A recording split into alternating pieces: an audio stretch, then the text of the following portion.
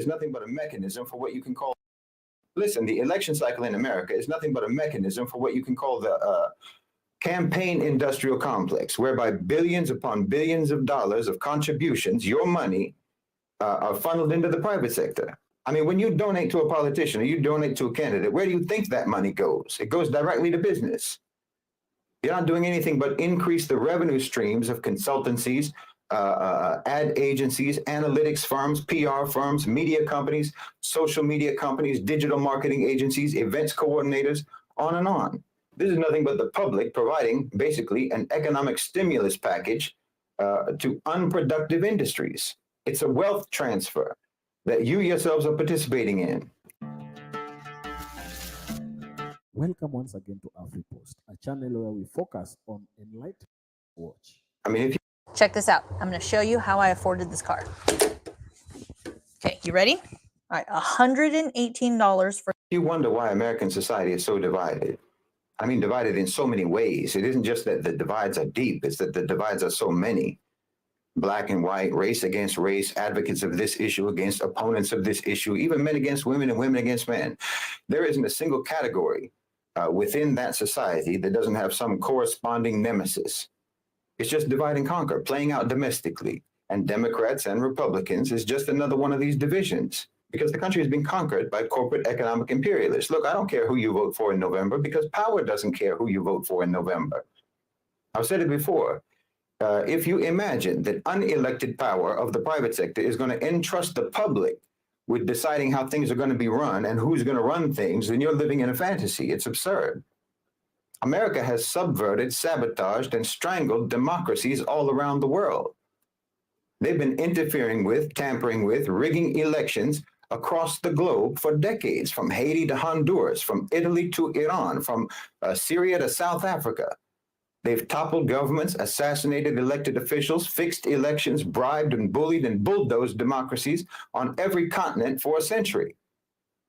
They don't think that any population in any country in the world can be trusted to elect leaders who will safeguard the interests of the American elite. So what makes you think that they're going to trust you with that power? They rig elections and install whoever they want in country after country, but somehow you think that they're not going to do that in your country. Why, how naive can you be? Listen, the election cycle in America is nothing but a mechanism for what you can call the campaign industrial complex, whereby billions upon billions of dollars of contributions, your money, are funneled into the private sector. I mean, when you donate to a politician or you donate to a candidate, where do you think that money goes? It goes directly to business. You're not doing anything but increase the revenue streams of consultancies, ad agencies, analytics firms, PR firms, media companies, social media companies, digital marketing agencies, events coordinators, on and on. This is nothing but the public providing basically an economic stimulus package to unproductive industries. It's a wealth transfer that you yourselves are participating in. You're literally just donating money to the private sector and getting nothing in return. Getting nothing in return except that you get to watch the most expensive fan fiction movie about democracy ever produced. I mean, look at the Democrats. Kamala Harris was just appointed as the nominee. She wasn't voted for. This is straight up succession, not election. There were no primaries. She hasn't had to outline her policy platform, and no one needs her to do that. All she has to do is to not be Donald Trump. This is the logic of demonization versus policy debate as a campaign strategy. No candidate has to win your approval as long as the whole election is framed in the lesser of two evils scenario. And what's the point of that? To make the pre-programmed win seem plausible, that's all. And to not leave any opening for dissent to manifest that might make the win seem implausible. Because, for instance, if voters actually have demands of this candidate or that candidate, and the candidate fails to address those demands, then it could cast doubt upon their eventual victory. And inevitably, if a candidate does address voter demands, well, that will always end up alienating some other faction of voters. So we don't talk about issues. We don't talk about how to deal with issues. We just rally behind our party's candidate in lockstep, because the other party's candidate is literally the devil incarnate. When you're operating in the lesser of two evils framework, You're always going to have decidedly low expectations of your chosen candidate, and that's perfect when the election is already fraudulent in the first place. So this uncomplicates the rigging process. Yes, I said rigging, and don't think for a second, don't you imagine that that's a conspiracy theory, that the U.S. rigs elections. But between 1946 and 2000, America is documented to have interfered with, tampered with, malignly influenced, or outright rigged at least 88 elections from Europe to Latin America to Asia to Africa. So again, if you think that they'll do this everywhere else, but your so-called democracy is pristine, I would have to ask you why you think so. Why would it be more important to the power structure to control the outcome of an election in, say, Guyana, than it would be for them to control the outcome of an election in the United States of America? Because yes, Guyana is one of the countries where America rigged elections in the past. I'm telling you, I don't care who you vote for, because power doesn't care who you vote for, because the outcome is not determined by you. You know, Biden stepped aside because his pre-programmed victory could never be convincing. But look, Biden himself, the fact of Biden, a man who is literally in late stage senility, a man who is visibly disintegrating before our eyes, the very fact that he was not only president, but was absolutely going to be run for another term, despite being a cadaver on strings, that should let you know that power does not reside in that office.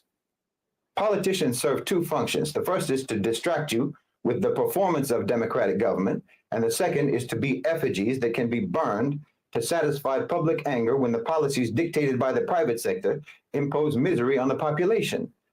So when an American asks me who should they vote for, or when they say that this one is better than that one, or at least not as bad as that one, and what do I think, and so on and so on and so on, well, you may as well be asking me about which Marvel superhero is better than the other, because you're not talking to me about figures who have any real significance with regards to policy. You're not talking to me about figures who actually exert any control over anything. You're not talking about the real existing power structure. You're asking me to give you an opinion about a fictional scenario in which your government wields independent power. As long as you're fixated on this charade, there's no danger whatsoever of you ever having any impact on policy. You're just facilitating and collaborating with the divide and conquer tactics of the owners and controllers of global financialized capital. And I don't know how you can be so propagandized, to be honest. I don't know how you can be so propagandized that you can't even notice that actually your own media does tell you every day that the government is not in charge. I mean, how many times have you read, or how many times have you heard in the media, the market will decide? We'll have to see what the market does, and so on.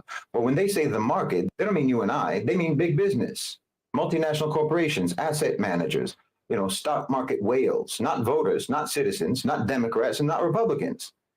You live in an oligarchy, and your so-called democracy is only performed as a distraction to keep you from noticing that fact. Now, for this election in the U.S., as I've said, Harris and Trump are just mascots representing two different factions of the OCGFC. And it's going to be just like what happened in Venezuela. The only way that Trump can win is by trying to out-rig the election rigging of the Democrats. But the Democrats are the incumbents, like Maduro was. So they have the advantage of overseeing the succession, and Harris is likely to win. The only thing that Trump can do is to try to boost his own popularity to the point that Harris's pre-programmed victory looks less plausible. But like I said before, it's not musical chairs where both candidates are walking in circles around the chair until the music stops, and then they have to race for the seat. Kamala is already in the seat, just like Maduro, and it's harder to get someone out of that seat than it is to just sit in it. So it looks like the neocons will probably stay in the White House. And that just means that the real battle between the military-industrial complex OCGFC and the global-oriented OCGFC, that battle is just going to go on a while longer. But if you're fool enough to think that you have to drop everything in order to ensure that Kamala Harris will win and Trump will lose, well, then you're literally like someone who can watch those old Roadrunner cartoons and still get worried and anxious about whether or not the coyote is going to catch him. I mean, I know it's important for you to think that you have some kind of control, but the truth is, the reality is you're not writing this story, and you're not writing how this story goes. And as long as you think that you are writing how this story goes or participating in it in any way whatsoever, then that just ensures that you will Border Czar Kamala Harris swore an oath before God. I, Kamala J.D. Harris, do solemnly swear that Always be nothing but a spectator.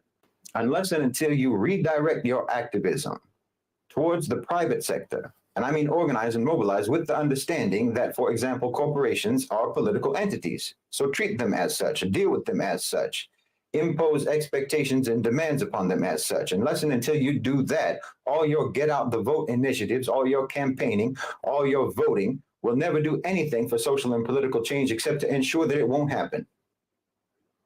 Boeing, for example, just used your government to make around $20 billion. Boeing, Raytheon, and all the other merchants of death and destruction. They just got $20 billion of your money to keep the genocide going in Gaza. That's their policy. Zionism is their policy. Genocide is their policy, and they're doing it for money.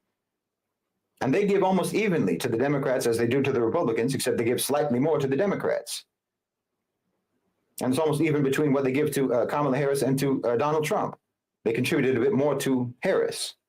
I shouldn't actually say contribute, I should say invest, because they give that money as an investment from which they expect astronomical returns, which they will get. These are the entities that control your policy. It's not your ballot, it's their billions. Your government is captured and your country has been captured, and power and decision-making has been transferred from the public sector to the private sector. Your laws and your policies are written by corporate lawyers, not by congressmen. You know, your democracy has actually become like the British monarchy. It's just an empty tradition. You know, you go out to vote the same way that British people will go out and line the streets just to watch the king pass by on a horse and carriage. It's just a nod to the lore and heritage of your society. It's a ritual that has no real significance beyond the psychological and the emotional. It's a collective, society-wide, self-soothing gesture. America is a corporate authoritarian system cosplaying as a democracy.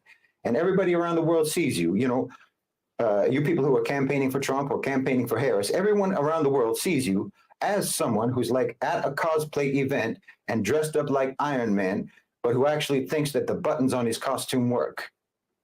We have to elect Trump, or the meteor is going to destroy the earth. We have to elect Harris, or multi-dimensional aliens will kill us all. You're really invested in the fantasy storyline.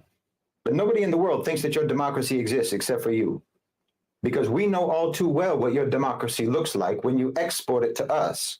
And you have the same one that you sent us, which means that you don't have one either. Look, you are not constituents of politicians, you're constituents of companies, and you need to organize yourselves along these lines. Democratize private sector power.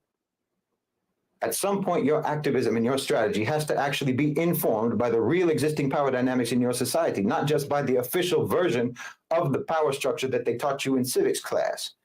Until you do that, I'm telling you that the harder you work for this party or the harder you work for that party, well, you're doing nothing but fortify and reinforce your own disenfranchisement and your own irrelevance. Now, that is such an educative piece. Tell me down in the comment section what you think about this. And if you're watching us for the first time, don't forget to subscribe to our channel, like this video, and also share.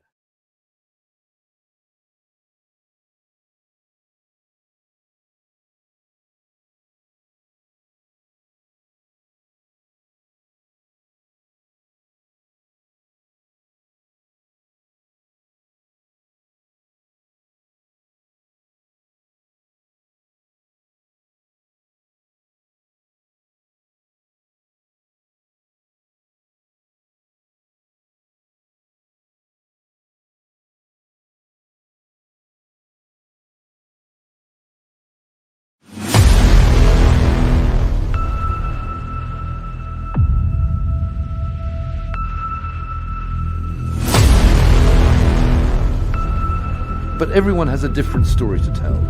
Shell, which says it's losing the Tampa market. Started rise. In Northeast Africa, precisely on the horn of Africa. But the local party.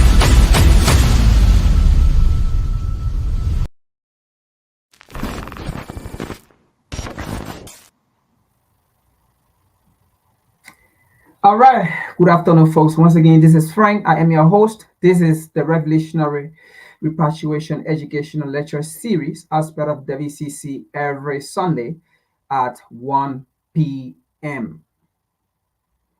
Once again, welcome. As you come, please like, share, subscribe, and ask others to subscribe. That's all we ask for. It is not much that we ask for, but all we ask for is to share so that it can reach to many of our people as soon as possible. Okay. All right. So today's topic, it says D. Lee letter of the 1800 confirmed African puppet leader I slave. Now, this was a letter written by a slave master in the 1800. All right. And in 2024, that letter confirmed that African leaders, most African leaders, all right, not the AES, apart from the AES, all right, apart from the AES, but the rest of the African leaders, this letter confirmed that they are slaves. Now, not just the African leaders, but most pastors, most African pastors, this letter confirmed that they are slaves. Most African leaders, most of the African pastors, almost all, this letter written by the slave master in the 1800 confirmed that those pastors, African deacons, are slaves. This letter confirmed that they are slaves. Now, most Africans, so-called advocates,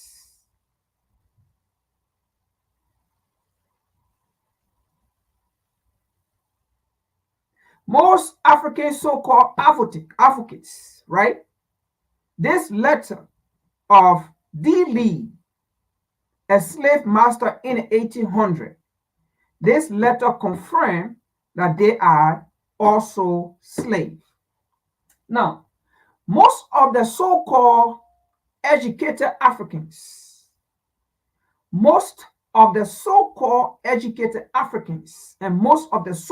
educated African leaders, African activists, African globalists, this letter of a slave master in the 1800 confirmed that they are also a slave in 2024. Now, in the 1800, let me give a brief history before we go into the article, right? In the 1800, when Haiti, Oliver Toussaint, mobilized to free Haiti, that momentum, that courage, also gave enslaved Africans in the U.S., to be specific, in Richmond, Virginia. Enslaved Africans group up to go and free themselves from the U.S. slave master, and that's started from Richmond, Virginia in 1800. Now, James Maroon, at that time, he was the governor in Richmond, Virginia. And today, there's evil men, that rapist. He is named after a capital city in Africa, to be specific, Liberia, where I come from. To be specific, Liberia. And that capital city is called Monrovia. And Monrovia was named after a slave master, after a rapist called James Maroon. Now, when those enslaved Africans group up to go and overthrow James Maroon to free themselves, they were unfortunate. They were not fortunate like how the Africans in Haiti were fortunate. Henceforth, these people got caught. And James Maroon informed Thomas Jefferson at that time, who was the federal government of the US. What they did was, James Maroon, along with Thomas Jefferson, they assassinated all the coup leader. Not even coup, all the revolutionary leader who wanted to free themselves, because that's not coup. All the revolutionary leader who wanted to free themselves. And then the followers, they called them the rebellion slave. And then they went to Washington, D.C. They spent about 3 to 6 months debating where to send these rebellion slaves. Be with me, I'm giving a brief history. This is what a channel is for, all right? Now, 3 to 6 months went and sat in Congress, deciding where to send these rebellion slaves, because they said these rebellion slaves were not contributing to the American economy. These rebellion slaves, if they stay in the American territory, they will mobilize, they will regroup, and then reinforce, re-strategize, and then come back. And when they come back this time around, they might not fail.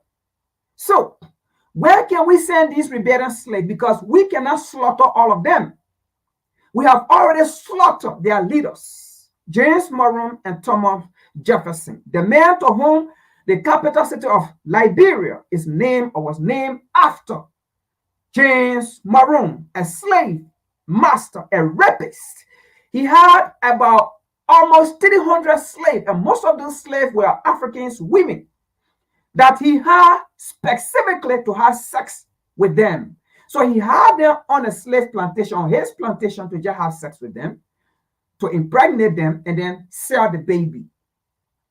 That was his own way of raising money or making money. Okay, that was his own way of benefiting from the slave.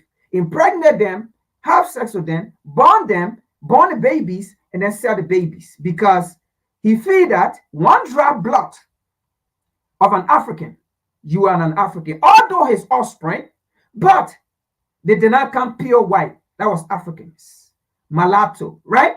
Let's continue. The man to whom the capital city of Monrovia was named after, James Maroon. That is why we need to change that capital city when we know history now, which of course we know. Let's continue. Now, after they decided that we cannot send these people to South America because South America is very close to North America, these people will come back. We cannot send these people to the Philippines because at that time the Philippines was an American colony territory as well, right? Now, we cannot send these people to Brazil because Brazil is also another slave area. So these people will regroup and they will reinforce and they can come right back here. So what then should we do? Africa became the last options. Now, the reason why Africa became the last options is because during that time, the European they were already in Africa. The Europeans were already in Africa. The slave masters were already in Africa. Partitioning Africans, okay? Getting apart. All right? The French, the German, the British, the Portuguese, all of them, they were already in Africa, dividing Africa already. What you saw in 1884 Berlin Conference, that's not the time they divided Africa. Africa was already divided before 1884. 1884 was just a date or a time period, all right, to date it that it was on that day that when they sat down in Berlin, Germany, in that conference to say, listen, gentlemen, and that was what the conference was for. It was not because it was that day that when they divided. No, it was already divided. It was just a day that they went and sat down and said, look, gentlemen, now that we have divided Africa, now that we have partitioned Africa, now that we have our various parts, this is what we need to do in order for us to not be defeated by the Africans, by the dark continent, because they look at Africa as the dark continent. All right? Now, in that meeting, they said, no matter how it is, We should stay together. We should not quarrel among ourselves. Now, if the French have about 6 or 7 petitions or part of Africa, do not envy France. Those are the things that they were in the meeting for. It was not because they went to Southern. No. All right? Do not envy France. If France get about 6 or 14 area in Africa that she used as a territory, don't envy her. Let her take it. If you want to do business with France, if you want to do business with them, go to France. Now, if Great Britain, England have so area, do not envy them. All right? That's their place. That was what it was for. Now, it was for them to protect territory. All right? So the French is already here. No, do not come here again to come and look for territory. Do not come here again to come and find a colony. That was what in 1822, when they took the rebellious slave from here and they took them to Africa, where did they land first? They landed in Sierra Leone. You think it was coincidence that they did not stay there? No, it was not a coincidence. The British, at that time, the Queen of England, told the U.S. because the U.S. at that time never had a territory at that time. So the U.S. wanted the territory. So Great Britain, England, the Queen told the U.S., Washington, D.C., no, you cannot sit here. This is already our territory. Because if we sit here, we're going to fight among ourselves. And that was another reason they had the 1884 Berlin Conference. Because in the 1822, the land you see in Liberia today, we call Liberia, and the Sierra Leone that was controlled by the British, Africa's Guinea that was controlled by the French, they fought over that land with the U.S. They fought over that land. All right? Now, while the native was fighting the U.S. was also fighting England, France, and the native people too as well. Why? Because at that time, Africa was not yet divided, like demarcation, right? Now, the Americans, Washington, D.C., use their navy, all right? They use postal all around along the sea coast because that was the major route of traveling at that time. Along the sea coast and every major river, right? They put their postal there and they were making an announcement. This is American territory. Do not come here. And they were protecting it. Against who? The French and the British. Now, these are some of the things that they look at that led to the 1884 Berlin Conference because it was going to bring conflict. All right? The Belgians too, they were already there. So now, the people that talk to Liberia, to Africa today, Liberia. Now, if you do your Google search, Google research, then they will tell you, say, those are free slaves in the U.S. that they took to Africa, today Liberia, to have a home for them, right? That's the narrative they were gave. But that was not the case. They were not free. They were rebellious slaves, according to history, according to Washington, D.C., because these people fought for their freedom here. Okay? And James Monroe and Thomas Jefferson slaughtered all those leaders. Now, why am I going this route? I'm going this route because during that time period, the man to whom you believe that he is the father of economy, what his name is? His name keep going by and keep coming. Adam Smith. Now, for the European, he is the father of economy for them. But for Africa, what have Adam Smith, be with me, there's a point I'm bringing here before we get to the letter, right? They're all connected. What have Adam Smith done to the African continent that we can refer to him as the father of economy? Because at that time, Adam Smith theory, that based on the exploitation of the African continent. Adam Smith theory, economic principle, was based on the exploitation of Africa. Adam Smith theory, principle of economy, data, was based on the enslavement of African people, because at that time, African people were property.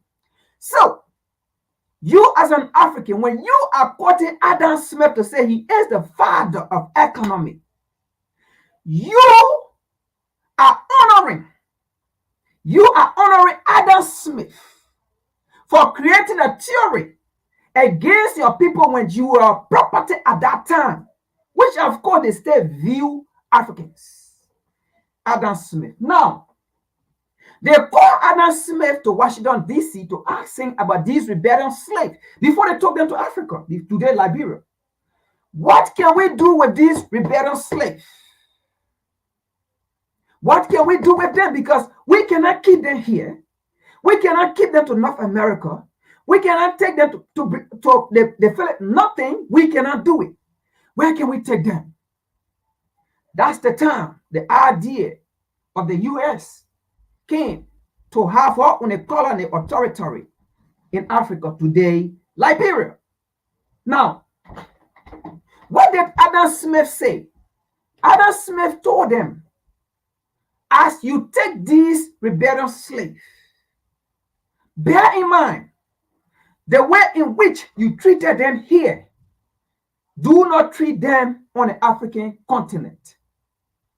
Because if you do that, the colony to which you want to create through these rebellious slaves, because it is these rebellious slaves that will protect the colony or the territory. If you treat them like the way you treat them here, they will have no choice but to reintegrate into society with the native people that we see there. Adam Smith theory. Be careful here when you quote Adam Smith. Then what Adam Smith told them further, he told them henceforth, this is what you should do. If you do not want them to reintegrate with the native people that they will see there, with the indigenous people that they will see there, give them power. Give them power. And then you control them. Now, and in giving them power, these are some of the things that you should do. Now, you remember, according to history, they would tell us when the Washington, D.C. or the so-called ACS, right? Because during this time period, ACS was not in the picture when they were saying that to Congress, when Adam Smith was there giving them all these advice. Economic theory, ACS was not in the picture. Now, Adam Smith told them,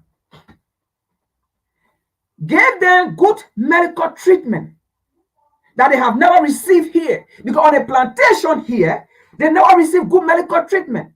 So when you take them down there, give them good medical treatment. Because in their mind, when they were in the U.S., on a plantation, they were never given that treatment. And then they are down there and giving that treatment. So in their mind, they are free. But psychologically, right, they have chain on them. They are still chained. Their mind are chained. They are slaves. Adam Smith told them, create and how to call it, a dollar for them. Adam Smith said, the same way you can treat your cattle.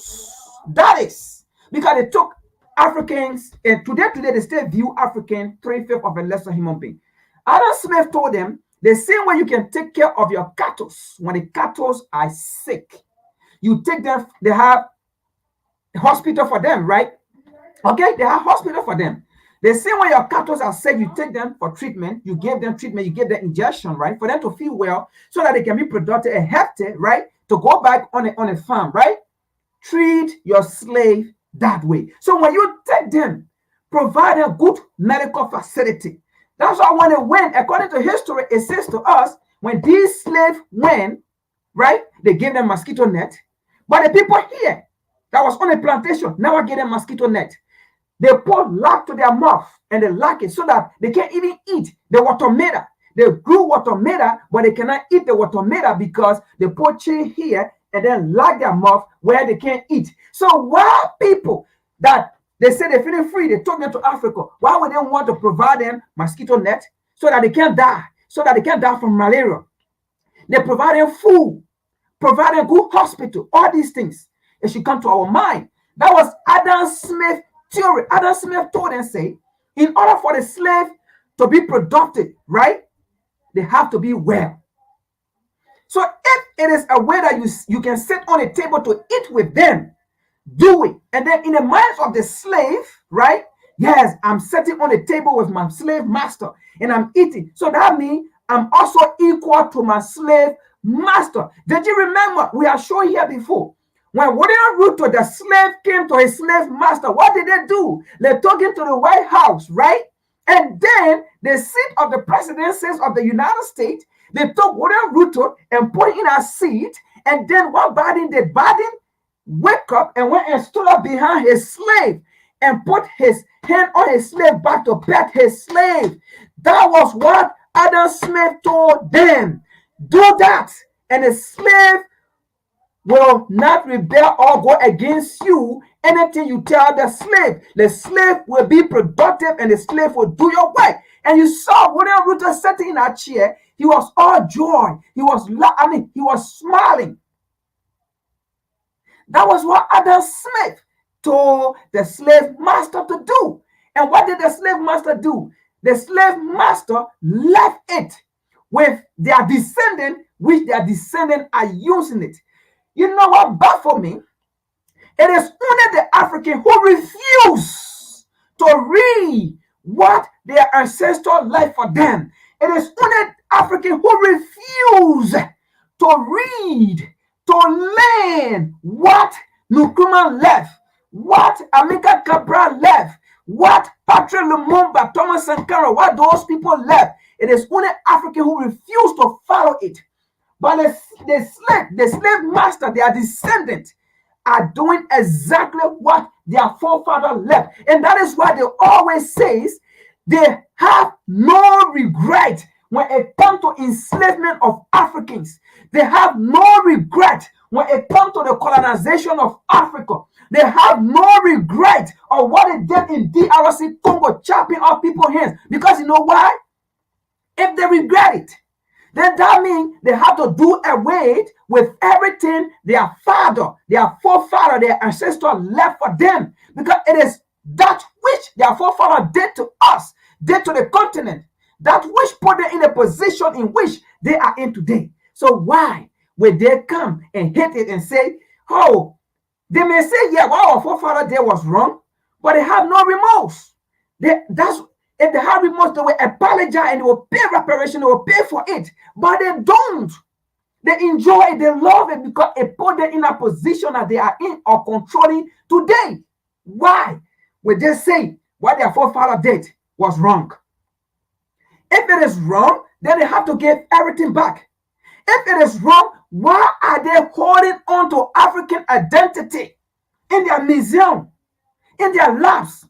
They don't want to release it. If it was wrong to them, Africans, open your ear. Now, let's go to the letter. I was just giving you a history, right, of what happened in the past that is still manifesting today. The Liberia, you see, it was not a Liberia that was created for freedom. If it was the case, like they said, Liberia was created as a place to transport free slaves, to take free slaves who did not want to live in the U.S., right? Who were tired with the U.S., that they can go to Liberia, they can go to Africa today, Liberia, and live. 1924, because according to them, it was from 1822, 1847, they have independent, right? All right. So if it was that case, 1924, when Messiah Michael Garvey decided to repatriate Africans to the so-called land, what they said they created for Africans in the U.S. who don't want to live here to go there. Why 1924, Messiah Michael Garvey, the UNI decided to send delegates, decided to go to Liberia, to go to Africa, today Liberia, to stay. Why they deny him? Why they deny him? And the delegate that went, they sent them back. Oh, I thought it was created for them to go. Were they not Africans? Were they not free slaves? Why they send them back? That is to tell you the people that was in control at that time, the rebellious slave, they were not free. Because while with the rebellion slave at that time in control of Africa, then another Africans left from here who endured slavery torture went and met their African brothers, right? Who left from here were controlling that land, and they told them, no, you can't settle here, you have to go back. That means they were not the one in power, because they were told by the slave master, if you don't do what we want you to do, we will take you back to America on a plantation. When that happened, that dissolved, that stopped the UNIA from going to Liberia. Was it a slave they took from here that stopped them? No. Then J.A. Hooker then put a false crown on Messiah Marco Garvey, right? Imprison him.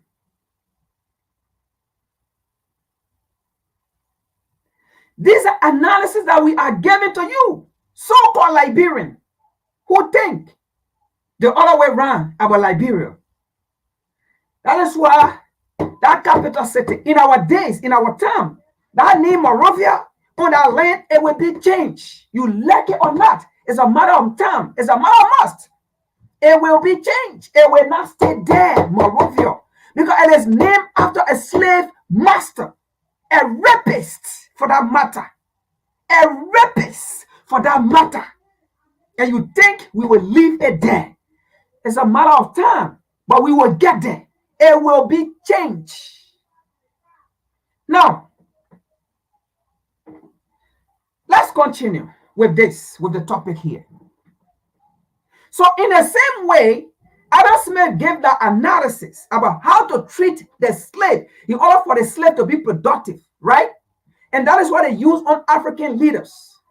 Now we just found another letter by another slave master on how to treat the slave. And no matter what, they will always be slave. As long as the black man is being productive, as according to the interest of the white man or the colonizer or the imperialist, that's all matter. You don't have to have chain on you, because those are different time period, and these are different time period according to knowledge, according to awareness. So tactics in various ways are being used. As long as the black man remain productive for the white man, for the West, whether you in the diaspora or whether you on the African continent, as long as you are being productive for their interest, that's all matter. Now, let's look at this article.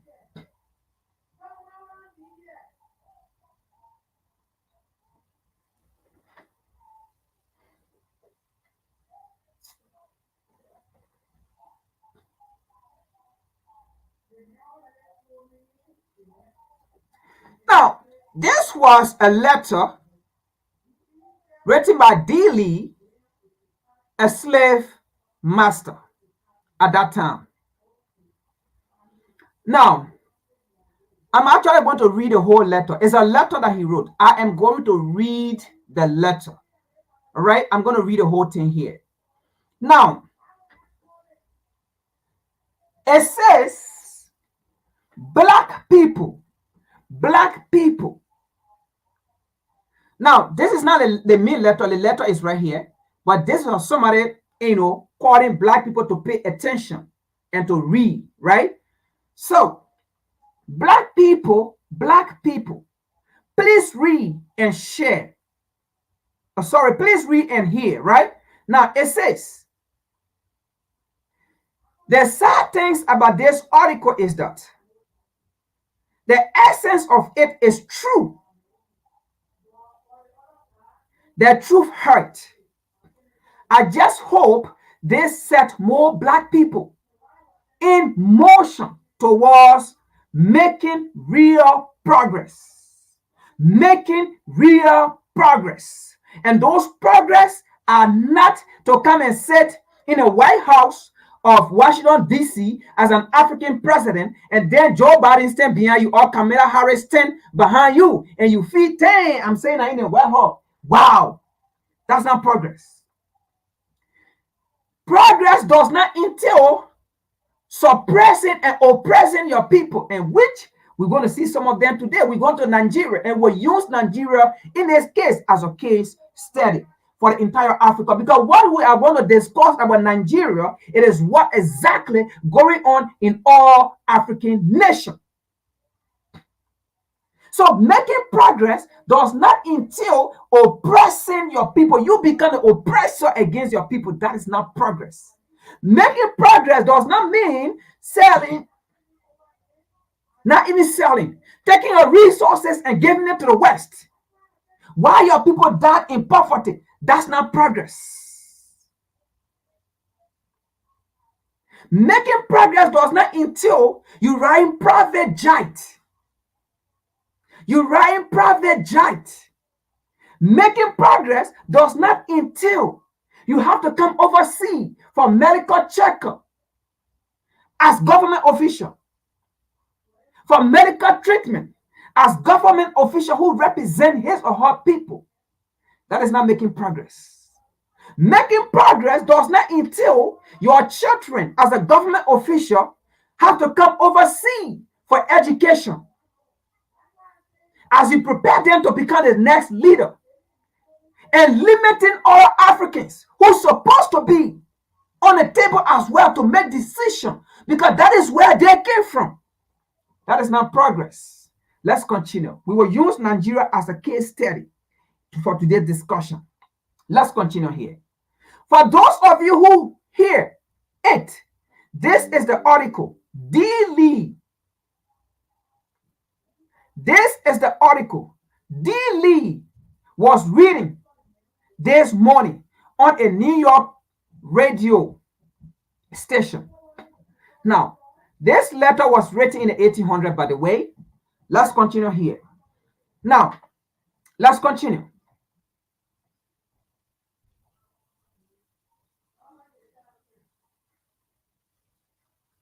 The article or the letter reads, they are still our slave. They are still our slave. So this expression is not saying they were our slave. No, they are still, S-T-I-L-L. They are still our slave. And this was written in the 1800s, folks. So this slave master wrote this letter in a present tense form, that when their descendants see it, their descendants currently will not see it as it was in the past, that our forefather did it. So we don't have to do it. When they read this, they know that these people, their father wrote this, so that when they read it, they will know that no matter what, we are still their slave. They are still our slave. We can continue our future tense, no any, right? We can continue to reap profit from the black man without the efforts. Listen to this. Without the effort of physical slavery. Did you hear this? That is why when we get angry about African leaders, and when we do the research, when we are directed to do these things, we want them to listen and act accordingly. I will read this again. What I wrote down, when you came and sat down in the White House, this is what they thought about you on the seat of the president of the U.S. Nana Akufo-Addo, when you came to the U.S. and sat down with Anthony Blinken to share your brothers and sisters, this is what they think about you. I will read this. They are still our slave. We can continue to reap profit from the black man without effort of physical slavery, without you beating them, without you torturing them, without you castrating them, without you enslaving them, without you hanging them, without you whipping them, without physical slavery. You don't have to put chain on their neck. You don't have to put chain on their foot. You don't have to starve them to death. Physical slavery. We can benefit from them. We can make them to be productive through mental slavery. This was written in the 1800s.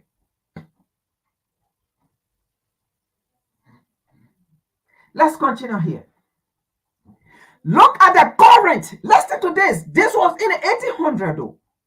But you see how they wrote this letter that it will never be expired for the benefit of their children. Look, folks, if someone tell you history is the study of past and present things, right? All right. To know about the past, that's good. But the definition of history in actuality, it means a story, a line, a piece written in the interest of those who write it, in the interest of those who write it, and the interest or the benefit of the descendant of those who write it. That's why they call it his, H-I-S, his story. And his story should benefit his descendant, not their descendant, not the descendant of the enslaver or the enslaved African. No, the descendant of the slave master. That's a simple definition of history. Written in the benefit of those who wrote it, or in the interest of those who read it, right? In the interest of those who wrote it, and the benefit of the descendant of those who write or wrote it. Let's continue here. It says, look at the current matter. It was written in the 1800s, right? But it reflects to the 2024 and onward. Look at the current matter of the containment that they use on themselves. Now, they are talking about the black men. They are talking about the Africans. They are saying, look out the matter in which the slave master used, and today the descendants of the slave master are using. And then, based on that, look at their black people and African people. Look at their current living circumstances. Look at their current living standard. Look at their continent, their nation around the world. Look at a continent that they call their continent. Are they in possession? Are they controlling it? Oh man, you know, look, these people. And then there's another letter that was written by Leopold, another demon, another devil. Leopold in 1883, right before the Berlin Conference, when they were training the missionary. Look, if we think we will ever be liberated, or we will ever free Africa, or we will ever move, or we will ever get to the mountaintop,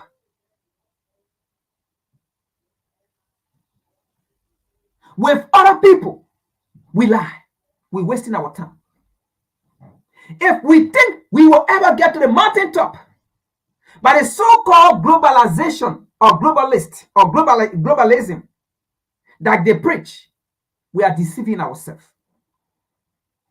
Let's continue here. These people wrote these things so that it will stay current. It will be current with their children. Look at the current matter of containment. That means look at how we contain them. Look at how we control them. That they use on themselves. That they now oppress themselves on the African continent. Look at how we contain them. Look at how we maintain them. Look at how we maintain the African leaders. Look at how we maintain the African so-called revolutionary who don't understand. Look at how we contain the so-called African reporters or journalists. To the extent that they rely on our storage. To the extent that they oppress their own people. Oh, man. I read this thing called bomb came upon me. But let's continue here.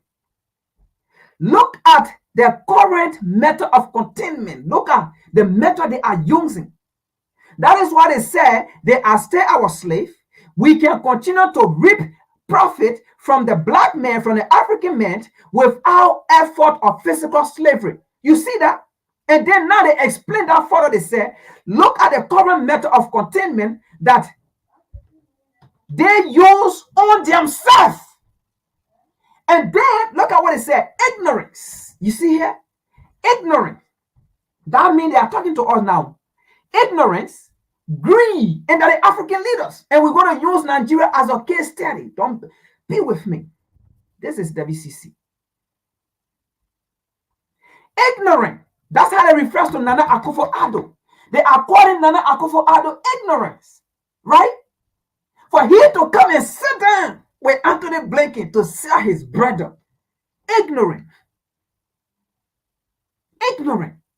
For them to have base in Africans.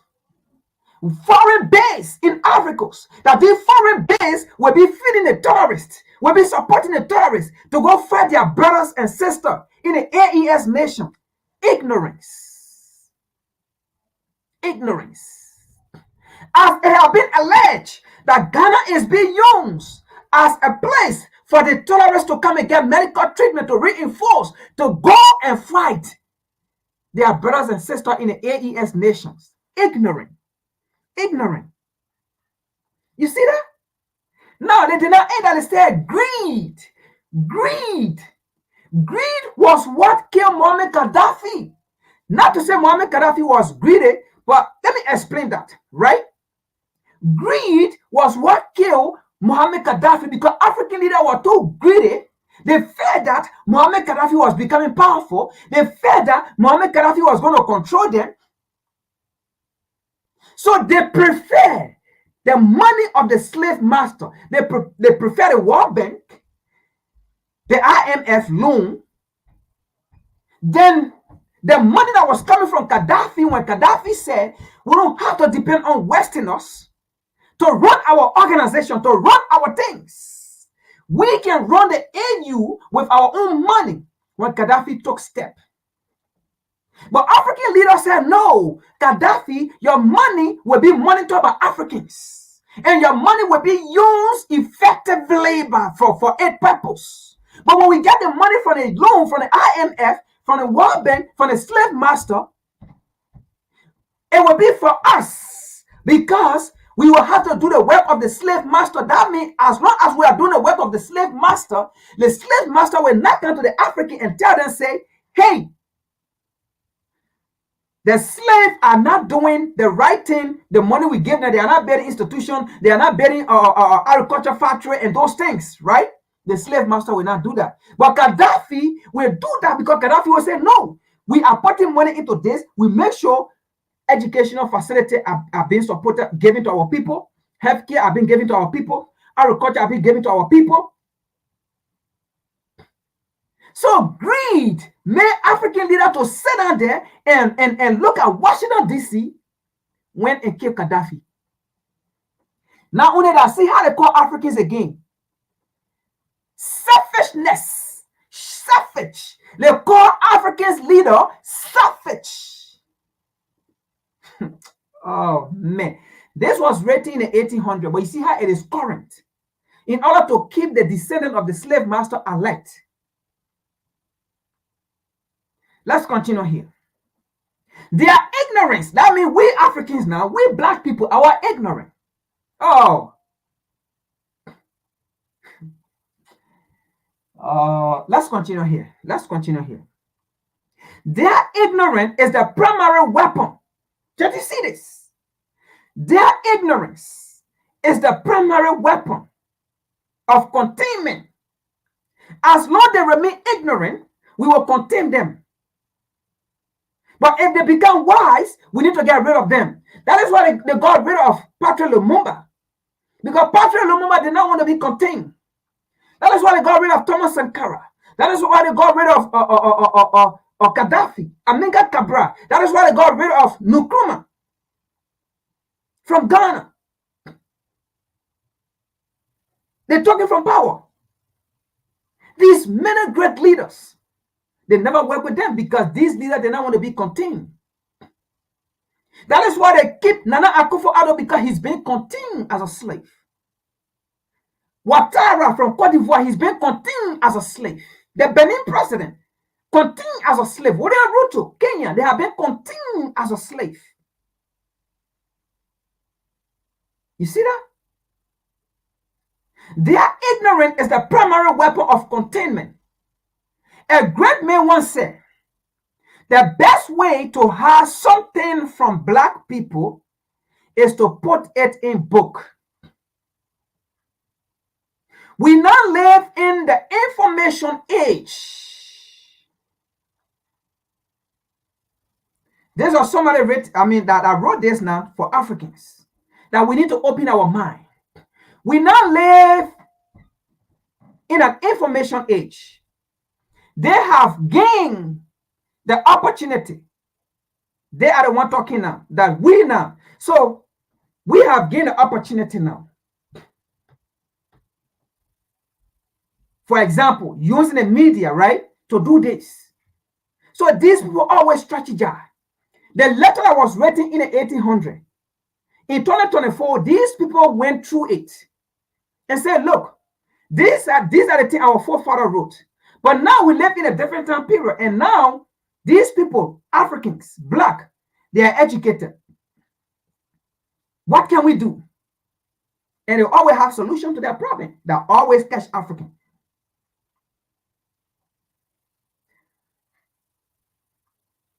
Let's continue here. We now live in an information age. They have gained the opportunity to read. We can read now, right? That is what they are saying.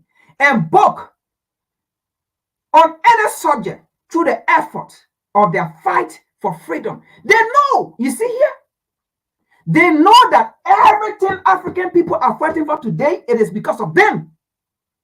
They know that if Africa is safe, they know that the AES, what the AES are fighting for, it is because of them.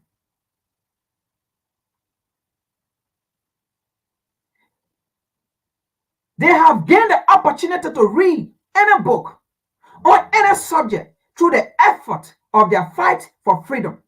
Yet, they refuse to read. Yet, they refuse to read. Now, there's a deep meaning here. You know what it said? They refuse to read? Even though we are educated, even though we can read. But do you know what it said? They have refused to read. This is deep. They are saying we refuse to read from writing of our forefather. We refuse to read writing from Walter Rooney. This, how Euro honor developed Africa. If we read this, then we'll gain freedom. Do you see Abraham Tuare? He has read so many books. You can tell from his leadership how he's guiding the other AES leaders. You can tell from his leadership, like when he's giving speeches, you can tell people that he quotes were all revolutionary. So they know Abraham Tuare is reading from a good book. The reason why they say we have refused to read is because we read their book and their book is in their interest. So when you read it, you are just reinforcing yourself as a slave to them. That is what they are trying to say here. Let's continue. They say there are numerous books readily available at Boros, Barnes and Noble, and Amazon.com. Not to mention their own book. You hear it? Their own bookstore that provides solid. Listen to this, what they are saying. Their own bookstore that provides solid blueprint to reach income equality, which should have been their fight all along, but few read consistently, if at all. None. You see, that is why they never promote black author in universities of the West. That is why they never promote black author in colleges of the West. That is why they never promote black authors in high school, middle schools of the West. If they promote black author, that means that author put his people in burning fire. Just like Dr. King said, the dream speech, he felt that he led his people into burning fire. Because the dream speech did nothing but mislead or misled his people. So if they are using a black author, that means they are using the same as the dream speech, just how they use the dream speech. While they can use Malcolm X speeches, they don't. Let's continue here. These people, they are smart. They know actually what can liberate Africans. They know it. They know it. We don't know it. We don't know it. But let's continue here. According to them, greed is another powerful weapon of containment. Black says the abolition of slavery. Black says the abolition of slavery. Black said the so-called freedom of the African continent in the 60s have had large amount of money at their disposal. You see how these people stare at us? Let's continue here. Last year, they spent $10 billion doing Christmas. Christmas that is not even Christian things. Christmas is not even Christianity. Christmas is not even Christ-like. Christmas is a business by the imperialist. You see here what they say here? You see where they say your money go? They say after slavery, since so-called independence, black people have gained some money. They have gained some wealth. They know it. They study us. But you see where our money goes? They know it. Last year, black people, African people, spent $10 billion doing Christmas. And this is just the US. This is not even about the African continent yet, though. This does not include the African continent. When Christmas coming, it's another big holiday in Africa. This $10 billion is just people in the US spend on Christmas. So they are laughing on Africans here that their money still come to us. These are other ways they gain profit from the black man, from the African man without physical slavery. Let's continue here. So when you celebrating Christmas, go and buy this, go and buy this, go and do this. You are investing in them. But let's continue. Last year, they spent $10 billion doing Christmas. Out of their $450 billion in total yearly income, 2.22%. So what they are saying here, black people in the US, when you put their money together, it's around $450 billion in total yearly. So out of that $450 billion yearly, just Christmas, of that $450 billion, $10 billion are taken from there. I would say taken from there and put it into the white economy, the descendant of the slaveholder economy, which is 2.22%.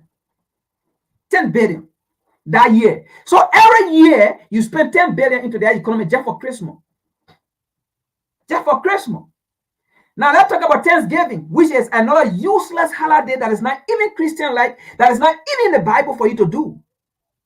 Another Thanksgiving. Think about that. Where your monies are going. We can use black people to be productive without physical slavery. Let's continue here. But you know what? We that do these things on this platform to educate, they hate us. They don't like us because we are exposing them. Let's continue here. Any of us can use them. You see what I'm saying here? Any of the slave master, any of Europe, any of white people can use black. It doesn't even matter whether they are educated or they are not educated. Any of them, it happens. By the time black people, African people see white men on the African continent bound, whether he's educated or she's educated or not, they believe everything they say. Look, these people have their game, and their game always work. A white man go to Africa, educated or non-educated, anything he or she say, they agree. It happened. Then the white people go to Zimbabwe, a white lady, when they start doing medical experiment and things with no medical degree from the US, while she was in there giving anesthesia operation on people there in, I think, Zimbabwe or Zambia, one of these countries. Then the Bill Gates leave from here, went to Kenya and start giving vaccine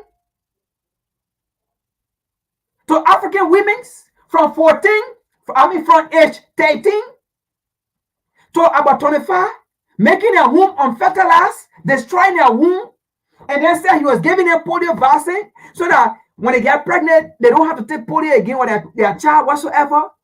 Anything they say, we will believe them. And that's what they say. You see what they say? Anything they say, any of us can use them. You see? Any of us can use them as our target market. Listen to this.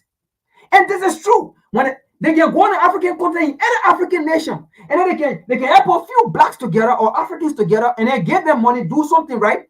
And then you will see these black people going with microphone, gathering their people. Oh, we have this missionary. We have this NGO. They have come to help us. So you guys come tomorrow's whole time. Meet us at this place. This, that. You see that? These people have their game plan. Any of us can use them as our target market for any business venture we care to dream up. No matter how outlandish, they will buy into it. Being primarily a consumer people, they function totally by greed. They continuously want more with little thought for saving or investing. They would rather buy some new cynicals than invest in starting a business. Some even neglect their children to have the latest tummy or FUBU, and they still think that having a Mercedes and a big horse gave them status, or that they have achieved their dream. And that's fact. That's most black people dream, to buy a horse, to get a horse, and then they have achieved their dream. That's investment for them. But after 30 years, you can't live in that house again. After 30 years, the government can break down that house because you will not be able to pay for it. Your children don't want to live in that same community again. Your children got to move. Your children they don't want to live in that same house. In fact, our community look ghetto to them now. If they were able to gain some kind of a better status, if not, they will live in that same place. And then our house now will be breaking down. You see leakages, you see pipe that they can't even afford to fix. They can't even afford to hire anybody to come fix those pipe and things. And you see rats, cockroaches running all over, and then our community owner.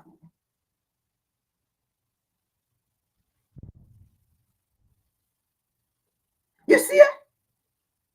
Or if your children can't handle it, If you abandon, then the government can break it down. That's an investment they broke down. Then you leave nothing behind for your children. Why people don't think that? You see it? You see how they get us? You see how they study us? Let's continue. They are fools. That's what you see in the letters. Look, I will post this letter. They are fools. The vast majority of their people are still in poverty. You see how they think about us? Because their greed hold them back from collectively making better communities.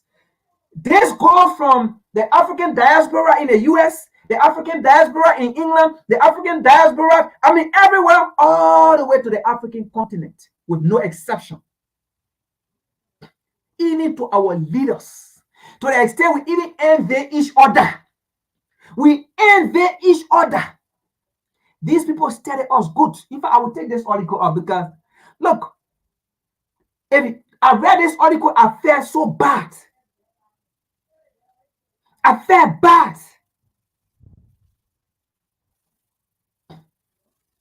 And then it said, with the help of BET and the rest of their black media that often broadcast destructive images into their own home. You see? That is why on YouTube, you will talk the nastier thing about black women, about black people. YouTube will take a virus. But if it is educational, if it is education, awakening your people, YouTube will, in fact, YouTube will make sure they censor that they black it. Then it happened when Anthony Blinken the last time, all them, how they call it, Western stuff, agenda, they block African stream. Only because it was educative and awakening their people. You see here? You see what it says here? With the help, BET help them. You see what it says here? With the help of BET. Oh gosh. With the help of BET. So they know what BET have been showing. It have been counterproductive to the African interest, but to their interest. You see? With the help of BET and the rest of their black media that often broadcast destructive images into their own homes, we will continue to see huge profit like those of Tommy and Naki. Tommy, how they call it, Haifa, has even jeered them, saying he doesn't want their money. And look at how they're fool. Look at how the fools spend more with him than ever before.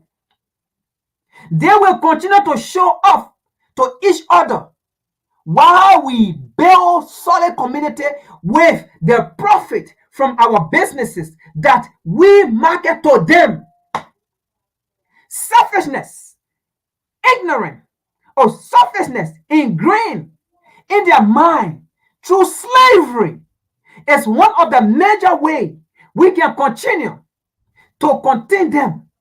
One of their own, Du Bois, W.E.B. Du Bois, said that there was an innate division in the culture, a talented tent, he called it. He was correct in his deduction that there are segments of their culture that have achieved some form of success. However, that segment missed the fullness of his work. They didn't read that. They didn't read that segment. Sorry.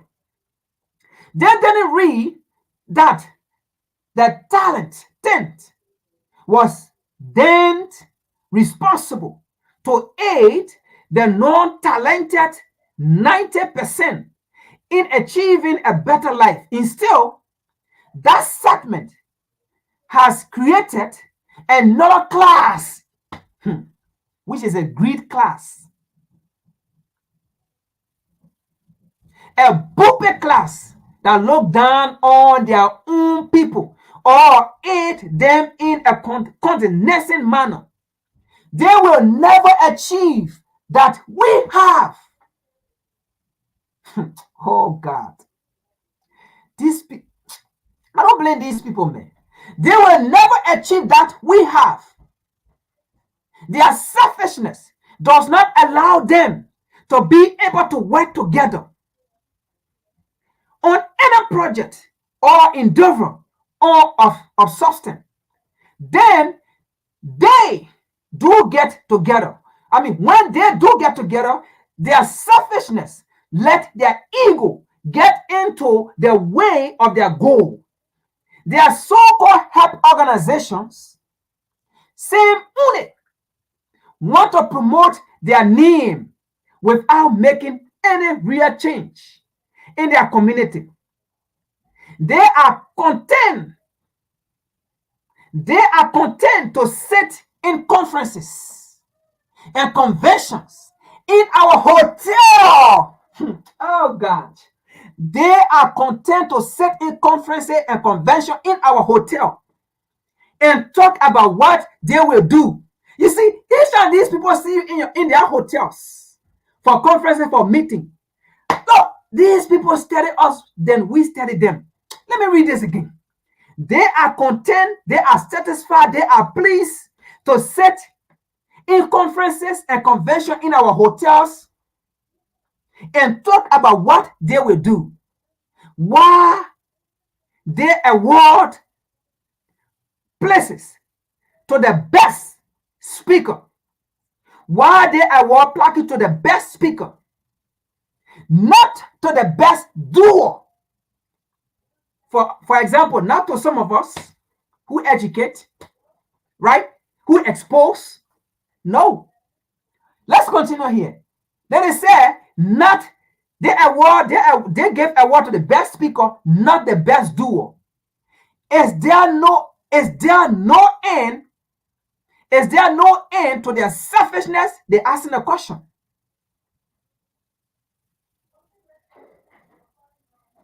They steadfastly refuse to see that together each achieve more. These people know the solution to us, only us don't know, because we fail to read from our forefather as they continue to read from their own forefather and improve on how they can control us. They do not understand that they are no better than each other because of what they own. You see that? As a matter of fact, most of those boopies, that's how they call us boopies, as we call African leaders puppet, they call us boopies, B-U-P-P-I-E-S. Most of those boopies I bought one or two paycheck away from poverty. Is that a lie? I dare any black man not to go to work for 2 weeks or 1 month. Let's continue here. All of which is under the control of our pen, the colonizer pen, in our offices and our room. Yes, we will continue to continue them as long as they refuse to read. As long as they refuse to read the blueprint of their forefather, we will continue to buy. They will continue to buy anything they want and keep thinking they are helping their community by paying dues to organizations which do little other than hold lavish conversation in our hotels. By the way, don't worry about anything. Don't worry about any of them reading this letter. You see? So, oh man. By the way, don't worry about any of them reading this letter. They don't read. Prove them wrong. You see? So we'll take this out.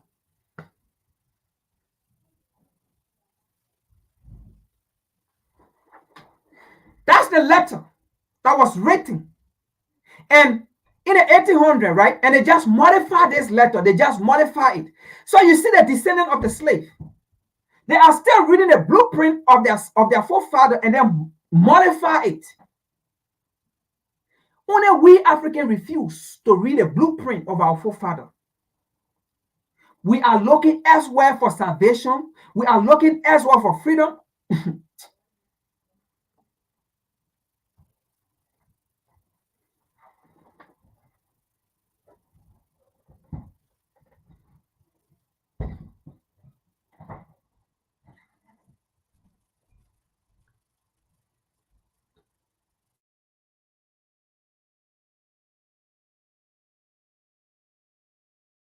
Article that D. Lee, a CFP Harvard financial educator, read on a New York radio station. For those of you who didn't hear it, this is very profound. This is a heavy piece, and a Caucasian wrote it in reference to African Americans.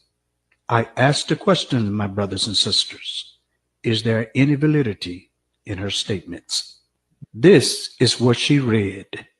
They are still our slaves. We can continue to rake profit from the blacks without the effort of physical slavery.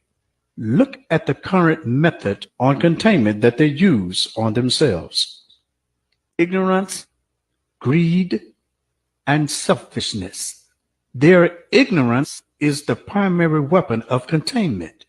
A great man once said, the best way to hide something from black people is to put it in a book. We now live in the information age. They have gained the opportunity to read books of any subject through the efforts of their fight for freedom. Yet they refuse to read. There are numerous books readily available at Borders, Barnes and Noble, and Amazon.com. Not to mention their own black bookstores that provide solid blueprints to reach economic equality, which should have been their fight all along. But few read consistently, if at all. Greed is another powerful weapon of containment. Blacks, since the abolition of slavery, have had large amounts of money at their disposal. Last year, they spent $10 billion during Christmas out of their $450 billion in total yearly income, which is 2.22%. Any of us can use them as our target market for any business venture we can dream up.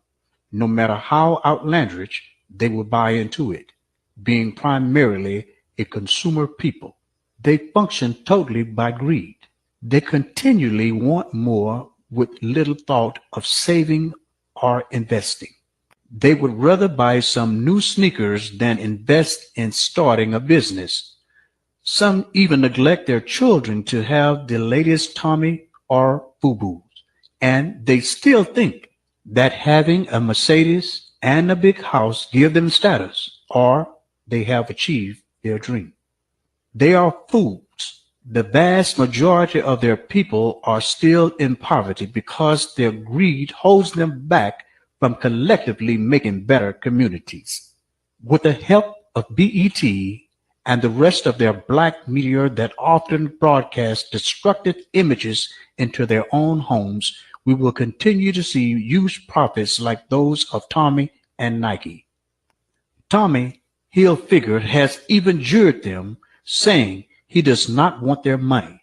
And look at how the fools spend more with him than ever before. They'll continue to show off to each other while we build solid communities with the profit from our business that we market to them. Selfishness, ingrained in their minds through slavery, is one of the major ways we can continue to contain them. One of their own, Du Bois, said that there was an innate division in their culture, a talent tent, he calls it. He was correct in his deduction that there are segments in their culture that have achieved some form of success. However, the segment missed the fullness of his work. They didn't read that the talent tent was then responsible to aid the non-talent 90% in achieving a better life.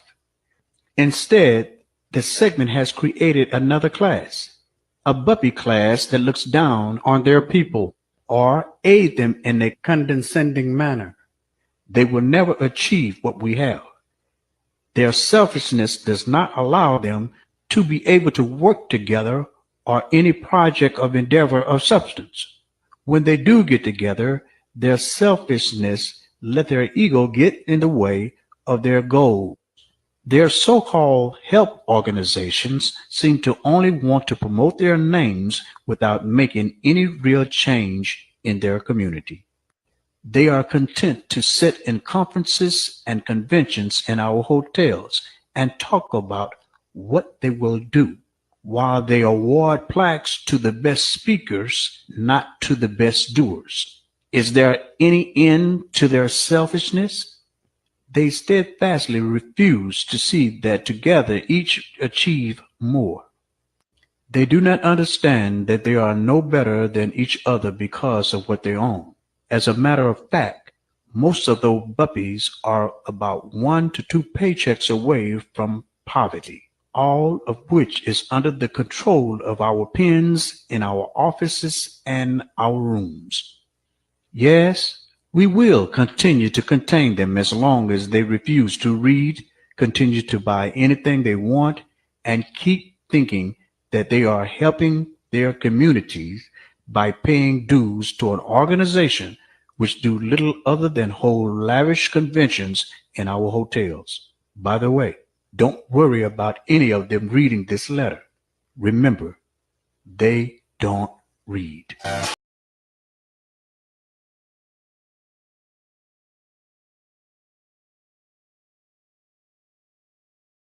So you heard that. So this was something written way back, but it had been modified. All right. So it was not the slave, the descendant, it was not the slave master that modified it. This got modified in the 21st century. This was something written long time ago. And then in the 21st century, in our time, they modify it. So what you read or what we read is not an original copy. Imagine, this is not an original copy. This has been modified. So imagine these people learning from the blueprint of their forefather, of their parent that came after them. So if they can read this from the blueprint of their forefather and modify it, why do you think they will come and apologize? Why do you think they will tell you, say, oh, colonization was wrong, we apologize, we want to pay for it?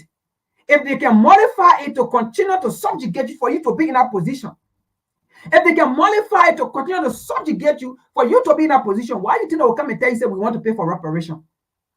And in this letter, they already have the blueprint as to how Black people will liberate, how Black people will get there. Clearly, they are saying there's no way Washington, D.C. will help Africa for Africa to sustain her freedom or to get where she wants to go. No way it will happen. No way England will do it or EU will do it. In this letter, if you read it, interpreted it, there is no way Washington, D.C. will help Africa to put Africa to where Africa wants to be when they are the cause of where Africa is, it benefits them. Why would they want to help us? Why would they want to liberate Black community? If they liberate Black community, how will Black community go and spend Christmas for their so-called holiday created? How will you go and buy their products? Out of $450 billion a year that come from the Black community, $10 billion go towards just Christmas. Just Christmas. Every year, just Christmas, $10 billion go towards it. Imagine Halloween. Look at the stupid Halloween that just passed and see Black people all nonsense. They know how to generate money. And then Thanksgiving, again, you will see Black people into it, not even understanding the history of Thanksgiving, where it came from and how it was created. They will spend another $10 billion. This is just Christmas. $10 billion just for Christmas in the US. So talk about Africa. Talk about South America. And you think about that. See where our money go. A letter that was written back then. And these people modify it. They modify it for their current generation and for the next generation that will come. And you see how they wrote it? They never wrote it in the past tense. As they modify it, they wrote it in the present and continuous tense. But these people will come to you, you so-called Negro, dumb Africans, and tell you, if you read a script from your forefather, it's demonic. It's primitive. But when they read from their forefather, it's not primitive. They will tell you, when you go and read from your forefather, it's not civilization. But they read from their forefather. They will tell you, have nothing to do with your forefather. The dead is dead. What he did is dead. Do not go and read about them. Do not go and learn history. Forget about history. Let us move on. But guess what? They are not moving on without their history. Their history is part of them. Their history is a companion to them. But we come to you and tell you, no. Don't let your history to be part of you, to be a companion. Let it go. Let us move on. You know, we live in global society, right? Let us move on. But then they go behind you. Look, listen here. These people know, right, the importance of African history and what will bring us together. Listen to this. Listen to this. I think I'm talking too much. Listen to this. See something here.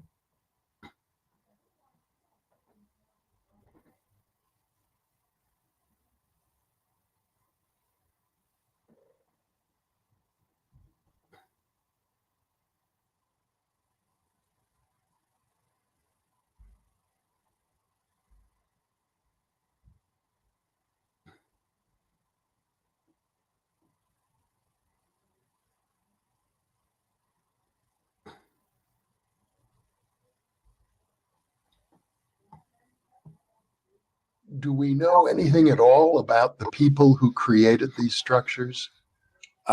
Yes, that we know they were Black African people. Their remains are studied anthropologically, and they were the people inhabiting the region of the time. 3500 BC, the monsoon rains pattern moved further south.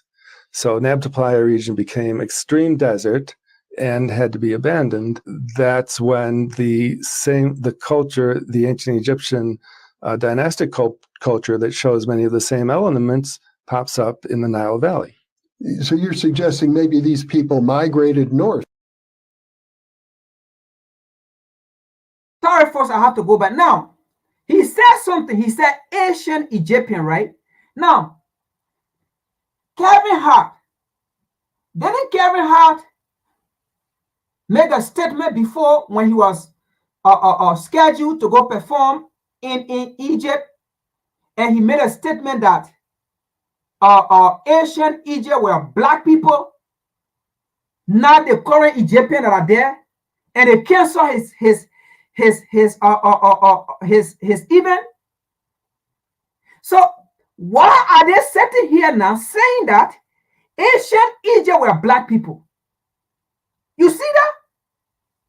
But when Kevin has said ancient Egypt were Black people are the original people of Egypt, not the so-called current people. And they cancel his event. But you see, they're sitting here and they said ancient Egypt were Black, and they even show you pictures. But we come to you and tell you, don't go there. Don't talk about it. Don't learn your history. But these people know everything about Africans. These people did not bring civilization to the world. African brought civilization, and they stole it. And they put their identity. They put their names. They put their face to it. You see? That is why they say you can't read. You will not read. Even though we live in an information stage now, but you will not still read. You dumb, you stupid because of greed, because of greediness, because of selfishness. But But see how so much these people know about you. That's the same thing I will tell you. If you pour libation, you pour libation, you pour libation to your forefather, they will say a demonic. They will say a demonic. If you pour libation, if you pour water, they will say a devil. But guess what? The same people come to you and they take water, they pour libation on your head. It's libation. They will pour libation on your head and they say baptism. You see how dumb? You see how people, these people make us look stupid. The same water you took and you baptize on the floor, on the ground as libation to your forefather. But they will tell you, do not measure your forefather. But then they will come and tell you, when you pray, measure your forefather. Abraham that you have not seen, you don't know. Joshua that you have never seen, you don't know. Moses, you have never seen and you don't know, and you will never see him. But the people to who have existed, you have seen, they say, no, don't call those people. You know, they say, call Peter. People that you have never seen, you have never heard about, mention their name to pray to them. But they say, do not mention the name of your forefather as demonic, but mention the name of their forefather. How can the slave and the slave master pray to the same God? When the guy you are praying to was a slave master when he was on earth, and then he died and go, and then you pray to him for salvation. When he was on earth, he enslaved you, and then he died and gone. Then you pray to him for salvation. That is why some of you pray to say, how they call, why name King James? King James was a slave master. You go to Jamestown, it was named after him. You go Richmond, Virginia, and then you go to England. You go to any Africa. You go to Senegal, you will say Jamestown. You go to Ghana, you say Jamestown, named after him. A slave master who also translated the Bible. When you pray to these people, how are you going to go to heaven? Hey, Jimmy, Papa, you must be delusional. Because those people are sitting just laughing at you. They see water, they say if you do libation, it's demonic, it's devilish, it's demon. But you take the same water, you do libation on your head. Then they say that's the right way. You see how stupid and dumb we are?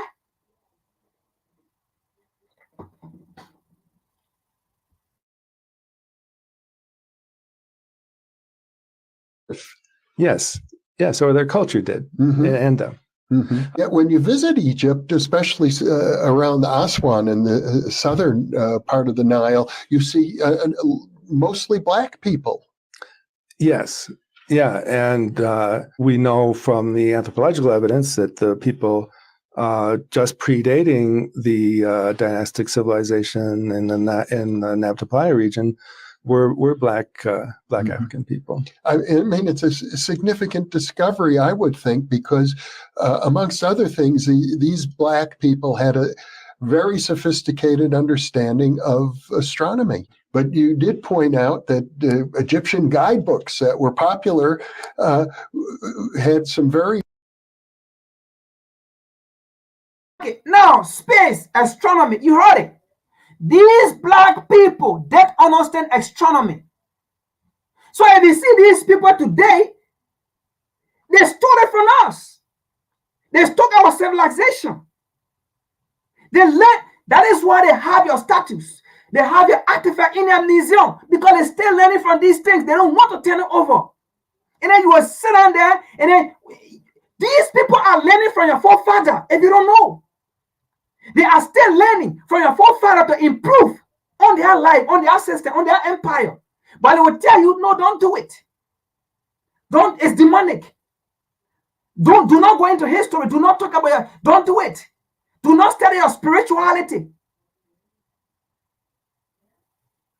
Putting libation, African spirituality, they say is demonic.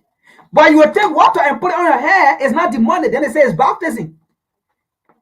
Who gave you the difference? Who told you putting libation to your forefather is demonic? Who told you putting water on your hair as it's another libation?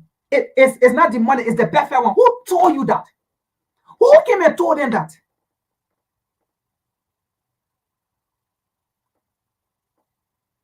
And then they worship their true identity, which is the blackness. They worship it. They learn from it. They preserve it. They honor it. And then you, the creator, the most high, just sitting down, look at you, laughing and say, look at these ignorant, look at these fools. My people perish because of the lack of knowledge. And this is why people know it. These people didn't bring civilization to the world. They don't know anything about civilization. Their civilization is based on war, destruction, killing, looting. Look at history. Read history about white civilization, European civilization. Everywhere they go is destruction, kill, loot, and steal. Everywhere they went, no peace.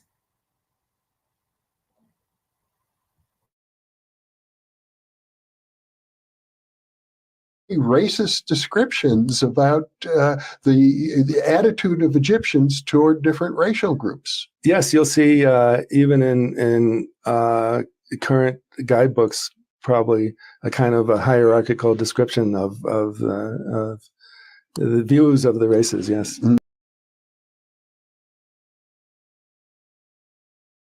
Let's look at another one. Let's look at another one.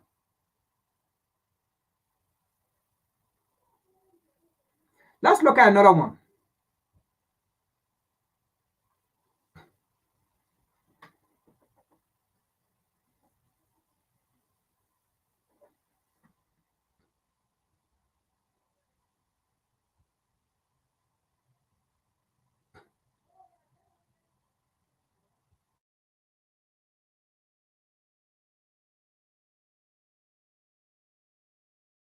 Like one of the world's largest structures, but I've never known about it. And it was in Nigeria. It was the capital city, but they made interconnecting walls that stretched over 10,000 miles. And it was all man-made, and it was like the world's largest structure. But the British destroyed it in 1897. Wow. When they were colonizing it. Lame. But that's enough wall to circle the United States 3 times. It says 4 times longer than the Great Wall of China. How have I never heard of that? That's what I'm saying. Even the people of Nigeria now, they don't even know about it. So like people are trying to like discover more about it to teach them of their ancient culture and stuff. They started in 800 AD and continued until 1460 AD. Yeah, they said it took 150 million man hours to build. Very little remains today. How is that possible? Because the British destroyed it. All of it. Imperialism. Yeah. Is that not insane? That's crazy. Yeah, never heard of it before. It's called the Wall of Benin. Like, you see that? So your history did not start from the 1600. It did not start from 1619. You see that? You see how powerful you were? You see how powerful we were? You see the civilization we brought? And then they will come and tell you Africa did not contribute anything to civilization. Africa did nothing whatsoever. But everything you see today, present in current time, is Africans. Even what invention is African. In your horses, for example, the heat or the hot water tank, Africans. It was an African woman, the hot water tank. Africans. Heater, the heater was an African. Light bulb, Africans. Phone, cell phone, Africans. That you can communicate, it was Africans.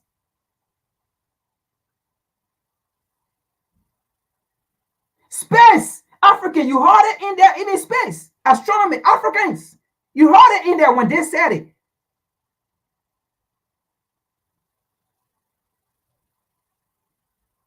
GPS, the GPS you use, Africans, but they put a white woman voice in there. And then you driving, like GPS directing you, you think it was invented by them. No, a black woman, but they did not put a black woman voice in there. GPS that you use. Almost every creation. But these are the things that will tell you, no, don't go about history. Do not learn your history.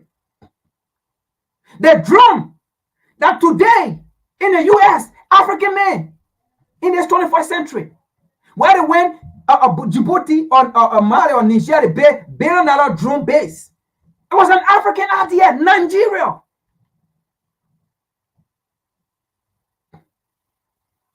The invention are there. You think about it. They are there.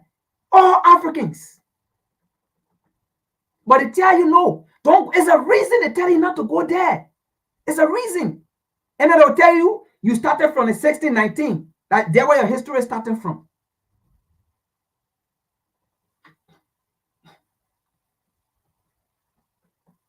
You see how foolish and dumb, and that is what it said in our letter. Let's continue here. And even into that current, right? This does not even go to the African leaders now. Or when I say African leaders, I'm not just talking about the people on the African continent, even in the diaspora. Now, what I'm about to show you, it also applies to us. And I think last week we talked about kind of P. Diddy, right? And I gave my stand. I'm not for what P. Diddy did. No, I'm not for it. But I said we should be very smart on how to go against our own. Even though we know what he did. But the truth of the matter is, how many years have passed when he did that thing? Why the first time he did it, they didn't bring him out? Why they have these videos all along? They didn't bring it out. But now they're bringing it out. We should be questioning ourselves. What is the reason are they now coming out? But you see, it is the black men and the black women who are on Facebook dashing P. Diddy, are talking all kind of rubbish, all kind of negative thing, not even analyzing like, hold a minute. Who kept this information? Why are they not bringing it out? Go and do some research. Who kept this information? Why are they not? First of all, who control the U.S.? You think the black men control the U.S.? And in your bedroom, anything you do in your bedroom, they know what you are doing. Anything you do in your bedroom, they know what you do in your bedroom. So why would P. Diddy do that? And they didn't go for him. All along why?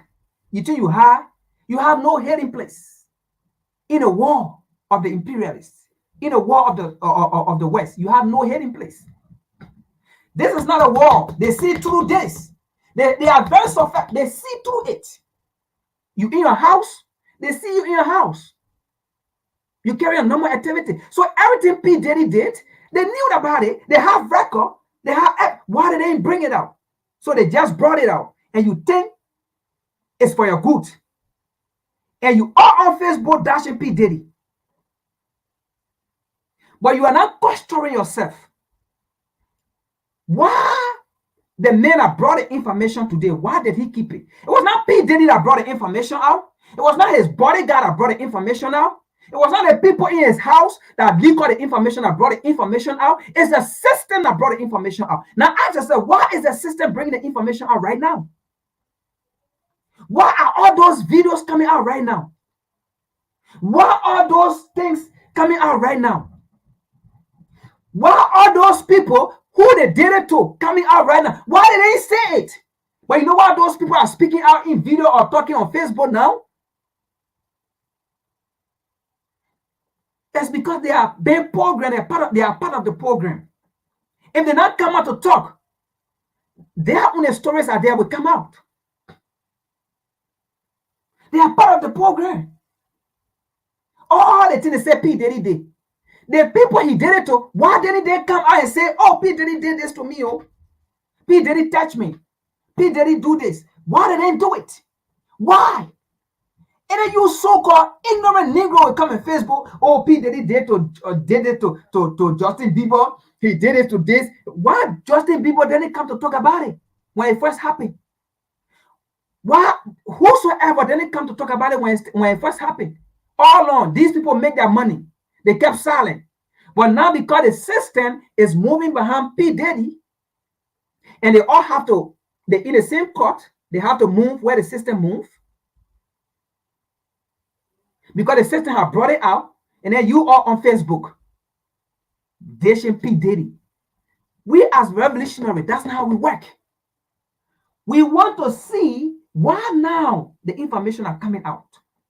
Why now those that it happened to are speaking now? Why? And that is why they say we can't learn, we can't read, we can't research. The people said it in their writing, the article we read. They said it. We can't learn. Black people don't learn. Black people don't read. Black people don't analyze anything because of greed, because of selfishness, because of ignorance. They said it. And you always agree to them. They call you are ignorant and you agree to them. But on this platform, no, we will not agree to them. We are not ignorant. We are not selfish. We are not in any greed. And that's how we all should be. Let's see this here.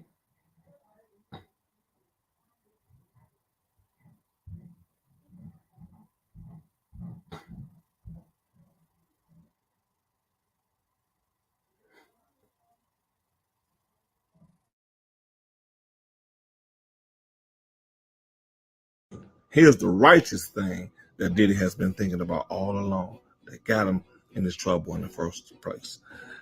Take a listen. They just wanted to keep me in the colored section.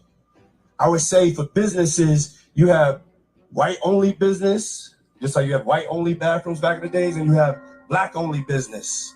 And so my fight is to always make sure that we can just do business. I want to be treated equally like anybody else. And so that's what the fight is about. And it's not me just fighting for me. I'm fighting for us. Because whatever bar I set, y'all have to come behind me on that bar, and I want to make sure that it's right. So that's what the fight is about, simply put. And this is just to tell you what the fight is about. They went down to Mexico, and when they got down there, they found out that there was 0 agave planted for Deleon. Sometimes you have to go check even your partners to see what's really going on. And so when I saw that, I was like, nah, I'm going to fight because it's bigger than me. It's about not just me, it's about we, it's about all of us. So I chose my purpose over profit. If you want to have a successful brand, you have to have, number one, you have to have the supply to meet the demand, and then you have to have the distribution. And so people control your supply, they control your distribution, they control your future. And so that's what I'm fighting for right now.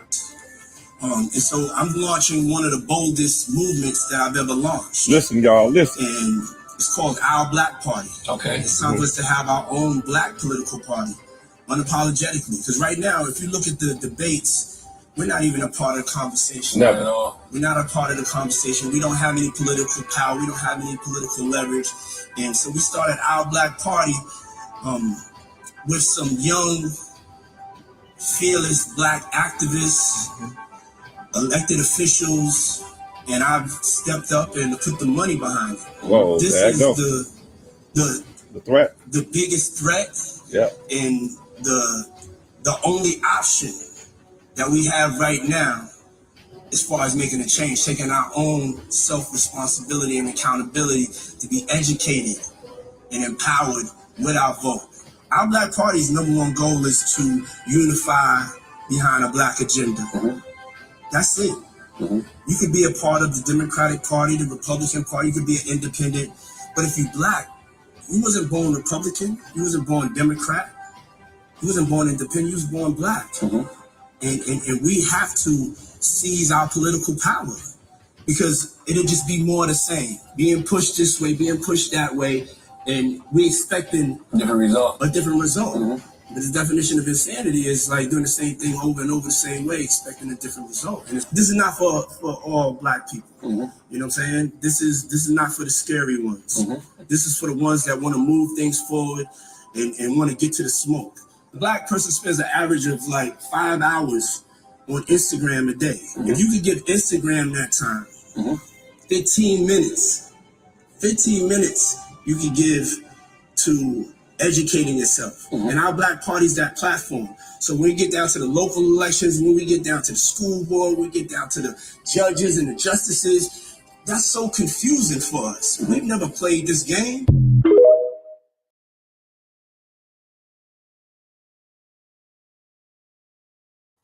Okay. So you see what is going on, right? All along, they never brought a video out about P. Diddy. Why now they bringing it out? And these are the questions we should be asking. So now, some of you Negro that may be doing it as a blocker, right, just to get view, you are harming yourself, because this is what the descendant of the slave master want. The letter we just read, telling us we are ignorant, we are stupid. Now, you think the video that is circulating around the internet about P. Diddy, you think it's in your interest is because of you that they brought it out? If it was in your interest, they should have brought this video out long time. If it were in your interest. That is why I don't care what P. Diddy did. You think they care about you? They don't care. If they care about you, these things could have been out long time. It's not about you. It's about a system that P. Diddy want to destroy. That in their mind, it will harm them. In their mind, it will take. We read a letter. What did they say? Black people have $450 billion every year in the US. Out of that $450 billion just on Christmas, black people spend $10 billion. But look at what P. Diddy was saying here. And you know what he said? This is not for the scary people. It's not for the scary people. And you know what he said? I will spend the money on revolutionary African or revolutionary black people who are willing. I will spend the money.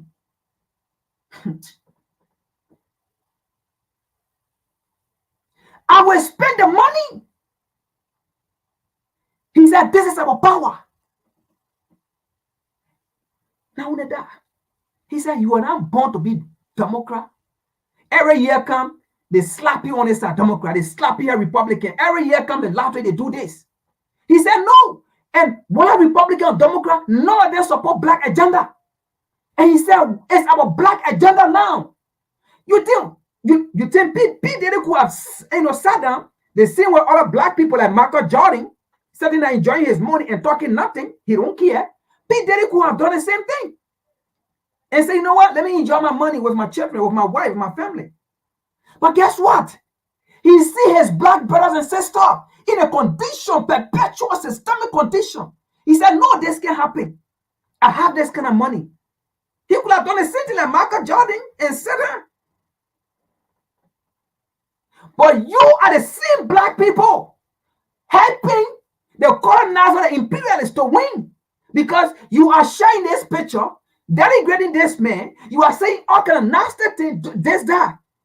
If to say it was about you, if it was about you, why did they keep the pictures, those videos? Why did they keep it all this time? It's been what, 20, 25 years, 30 years. They've been having these things, keeping it. Why did they bring it out? It is about you. Be smart. Be smart.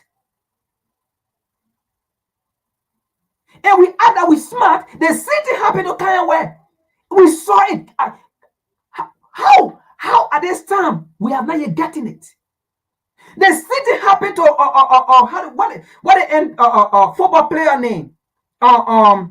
You know him now. Just forget about it. The same thing happened to him when he decided to fight for black people again during the George Floyd time. The man lost his contract. The football player. Bonuses, everything. When are we going to learn? When are we going to wake up? The basketball player Kyrie Irving again, the same thing.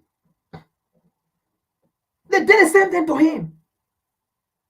And then for each time we see when a system comes against any of our own people, then we join the system. Then we think the system lawful. Now I knew if you join the system, you are fighting against your own for the system. Because that's what the system wants.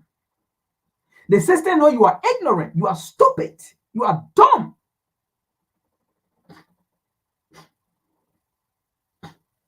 You see it? Exactly, Smith. But this is why now we need to know. Smith said Daddy knew, or Daddy should have known, he will become a target. You practically have to have a squeaky clean background. But you see the thing about it, right? Let's be frank here. Most of our people who have the money, they do not have a clean background or clean hand. The system is not going to allow you to do that. The system is going to pour you in a situation where you will never have a clean hand. And then tomorrow, if you want to come out from that system, and then the system use it on you, and your people will react on it. Look, what happened in the diaspora is the same thing happening on the African continent. And that is why these African leaders, at the end, they just decided, you know what, I will just stick here.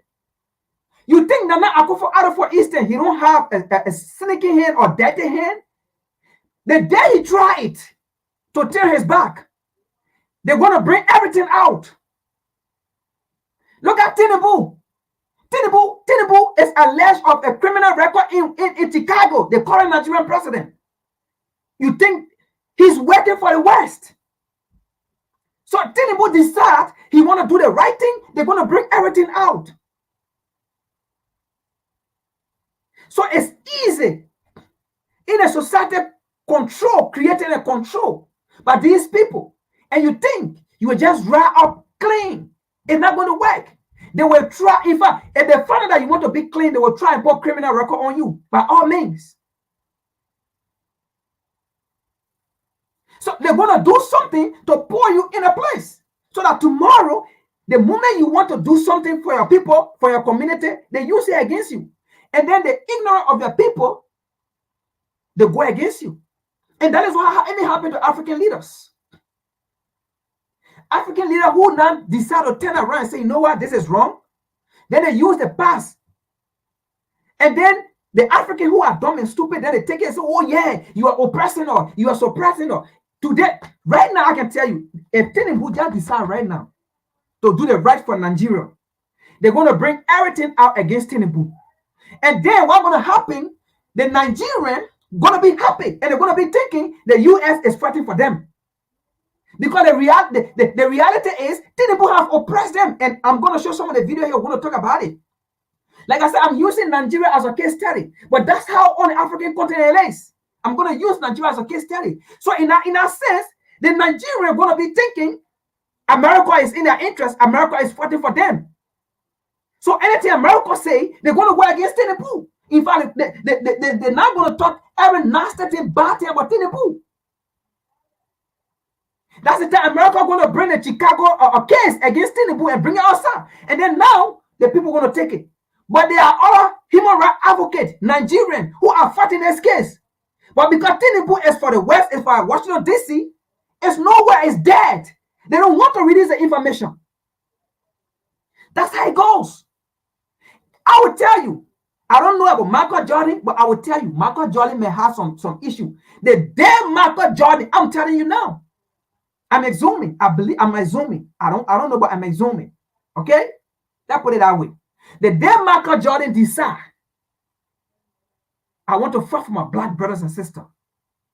To take a stand, like what P. Diddy did, I think you see Michael Jordan issue will come out. Or you think Michael Jordan is clean? I don't know about him, but I'm just saying something. That's the time his only problem will come out. And we should be smart by now. Anything that come out with our own, we should be smart enough. As long as it's coming from them, we should be smart. We should not fall for it. We should stay and support our own. No matter what he did. Because if it was bad, they should have brought it out long time. But they kept it. But now because he's not for them, he's coming to us, then now they bring it out. And then we take it, we buy it. We fight their case against our interests. We should stop it.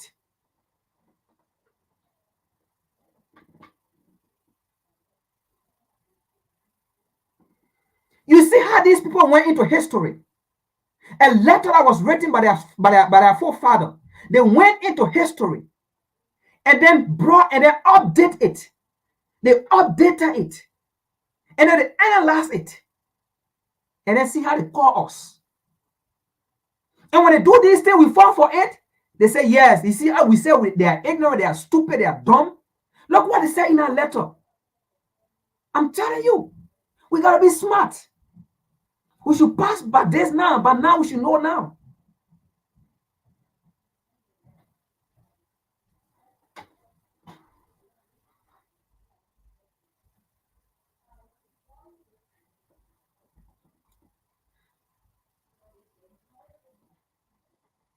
Now watch this here, and then we get into Nigeria. Let's see something here then before we get to Nigeria. Oh, not Nigeria. We should have talked about South Africa. Anyway, we're gonna talk about South Africa. I don't want to leave. I won't leave this. We're gonna talk about South Africa.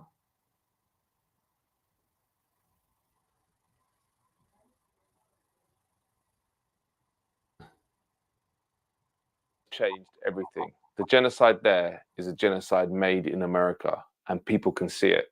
The empire has never been this exposed. From the moment we're born, we're told the United States represents freedom, democracy, and human rights. All that is American as apple pie, except it's a lie.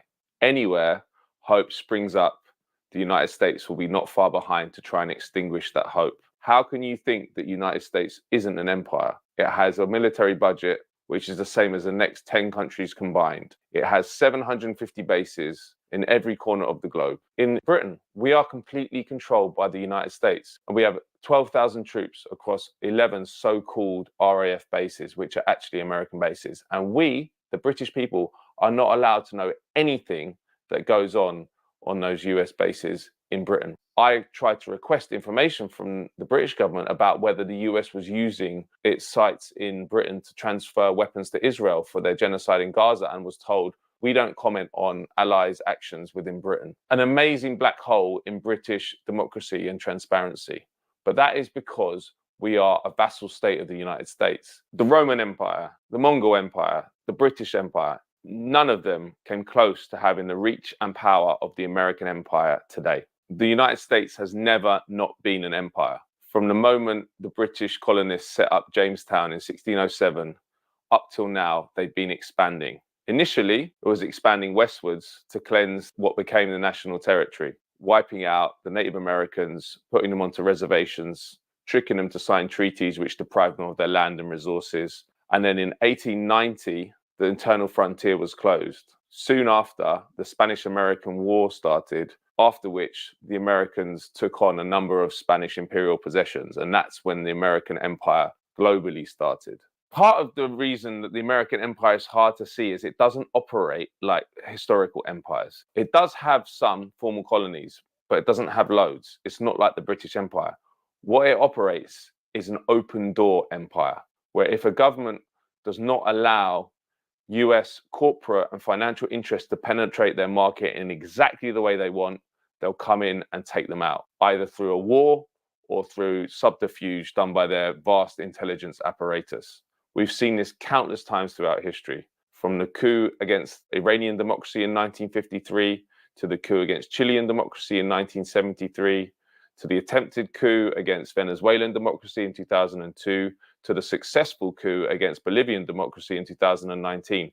History is littered with examples of leaders who try to give the resources of their countries back to the people, and the United States and its allies come in and take them out. When the Soviet Union was defeated, the new war was the war on drugs. And actually, the war on drugs was just a way for the United States to have another excuse to station a military personnel in Latin America and other places in East Asia. In somewhere like Bolivia, when Evo Morales kicked out the DEA, production of coca went right down. The drug war has nothing to do with drugs. It's about enforcing US imperial control. And that's the case to today. After that, we had the war on terror, where Islamic terrorism was the enemy of the day. And then we have Putin, and now we have China. You're sold all these new enemies. But the point is not to vanquish the enemy. The point is we have to have an enemy to justify our increased control and penetration of the globe. We're constantly told to be scared of China and its rise to superpower status.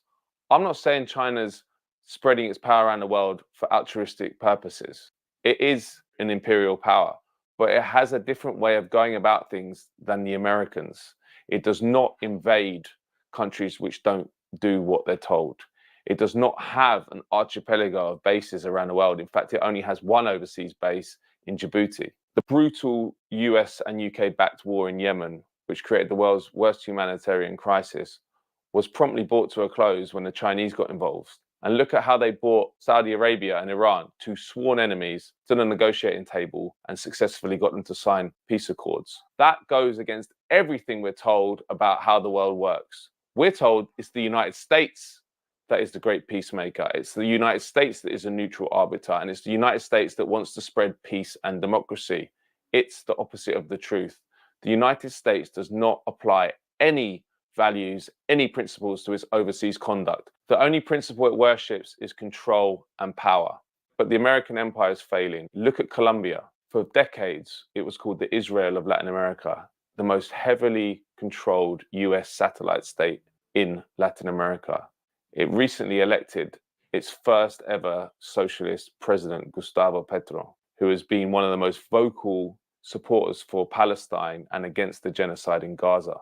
Hoy tenemos 20,000 niños y niñas asesinados bajo las bombas y los presidentes de los países de la destrucción humana se ríen en estos pasillos con ayuda del poder de comunicación de los medios mundiales que hoy están en propiedad de los grandes capitales.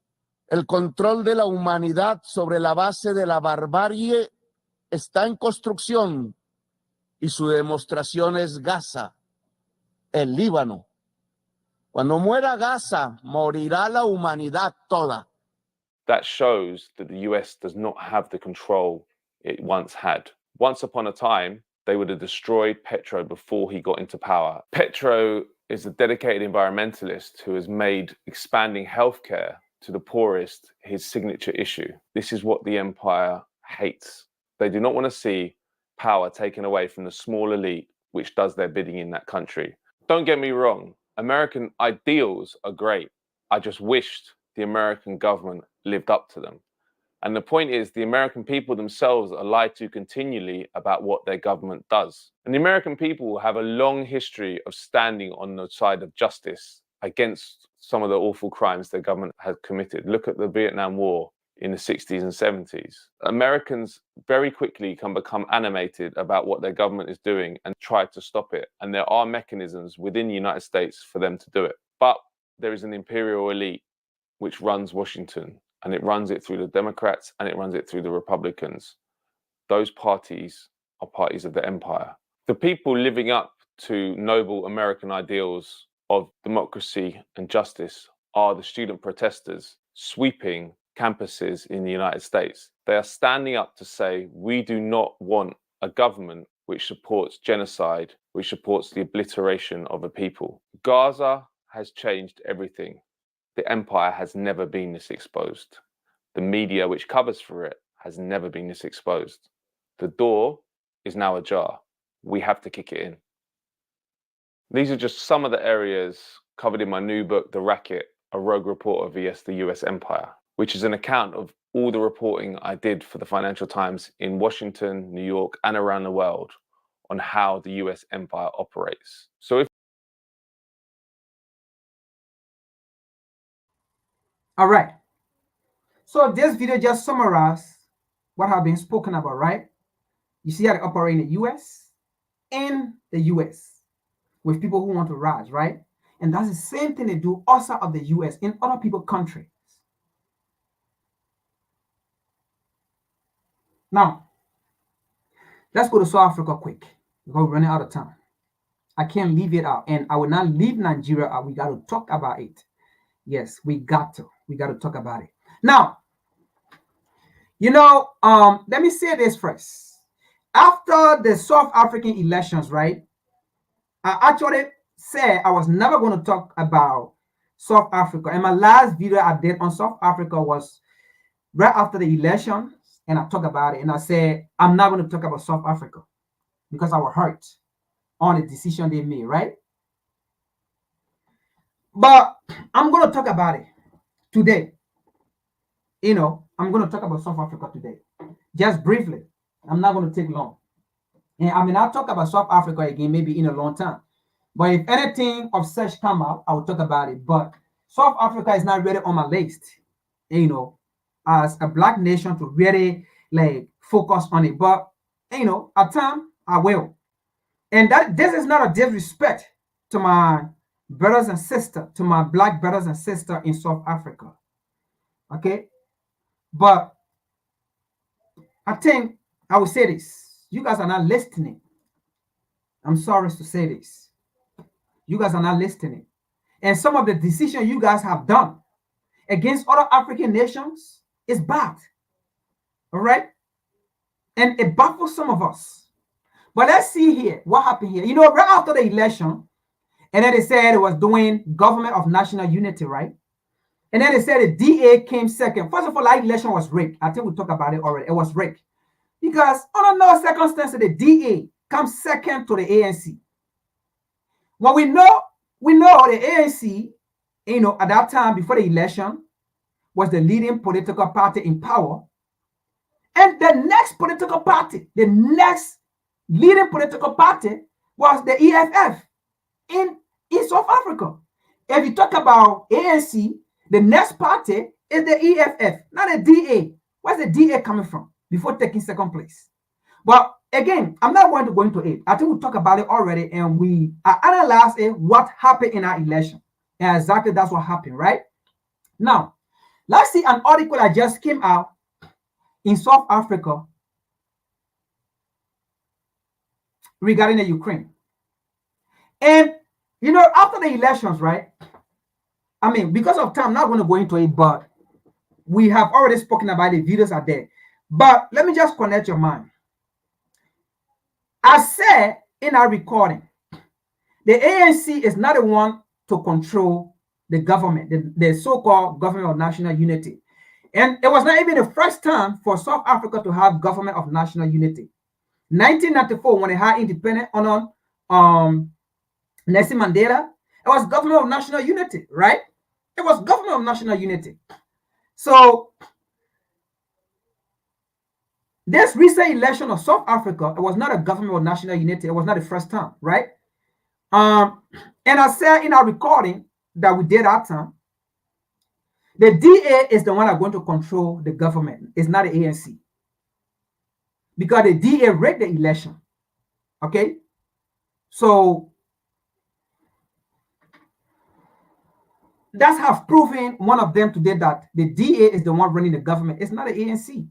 The ANC not running the government. Because if the ANC was running the government, the ANC would not have sat there to allow the DA to come second. When we know the biggest political party in South Africa is the EFF. And the only reason why we give it to the EFF, the only reason why we say the ANC is the first, because the ANC is the one in power. So we give it to them. And then EFF comes second because they're not in power. All right? So if ANC can sit and agree for DA to come second as a second political power in the country, what does tell you? The election was rigged and the government will be run by DA, right? Let's see this article. Look at this article here. Now, it says, DA welcome move to grant visa-free access to Ukrainian diplomat and official. Now, they say Ukrainian diplomat and official. That is just English language used here. But the truth of the matter is, it's all Ukrainian, not just diplomat. It's all Ukrainian. Now, we remember when the so-called South Africans, all right, I'm going to elaborate it because of this. When the so-called South Africans were chasing Africans from other African nations, from other colonial nations like Zimbabwe, Zambia, Nigeria, Ghana, Libya, Sudan, you name it. And these South Africans, black South Africans, kill their black brothers and sisters. And the white, the DA, they said nothing. They said, let them fight. Let them kill each other. They are all black people. In fact, that's what we want. They're stupid. DA said nothing, right? To the extent these nations have to send plane to South Africa to get their citizens out. South Africans used cutlasses and they were chopping Africans. They were chopping women and children. They were burning down their horses, their little huts that they have, burning down their shops. And they said these people were taking jobs from them. Burning their shop and stealing their goods. Yes, black South Africans did that. They did that, right? But what are they going to do now? When the Ukrainians are coming, what are they going to do? Because if these Ukrainians come, they have to work. Are they going to start chopping Ukrainians? Are they going to start killing Ukrainians to tell them you go back to where you came from? In fact, these Ukrainians, they're not going to live in a dungeon, in a wood, in a ghetto. No, they're going to live to places like the arena where they have the apartheid, how they call it, town where they said they created their own state. They have their own money, their own currency. They're going to live in these areas. They're going to work. Are they going to take a job? Because you are killing Africans and you say these Africans want to take a job, you start doing all kind of horrible things. If to say they don't have South Africans, black now, in all African colonial nation in Africa there. Listen to this. The DA is the president. They are the leader. Okay, we said it, and it is where it is. The Democratic Alliance DA welcome announcement today by Minister of Home Affairs, Leo Schnabro, that the Republic of South Africa intend to grant visa-free to our country for Ukrainians. For Ukrainians, visa-free for Ukrainians to come. Let's continue here. This development is a poignant show of solidarity by South Africa with the people of Ukraine. Now, solidarity where? What did the Ukrainians do when this thing happened in Ukraine?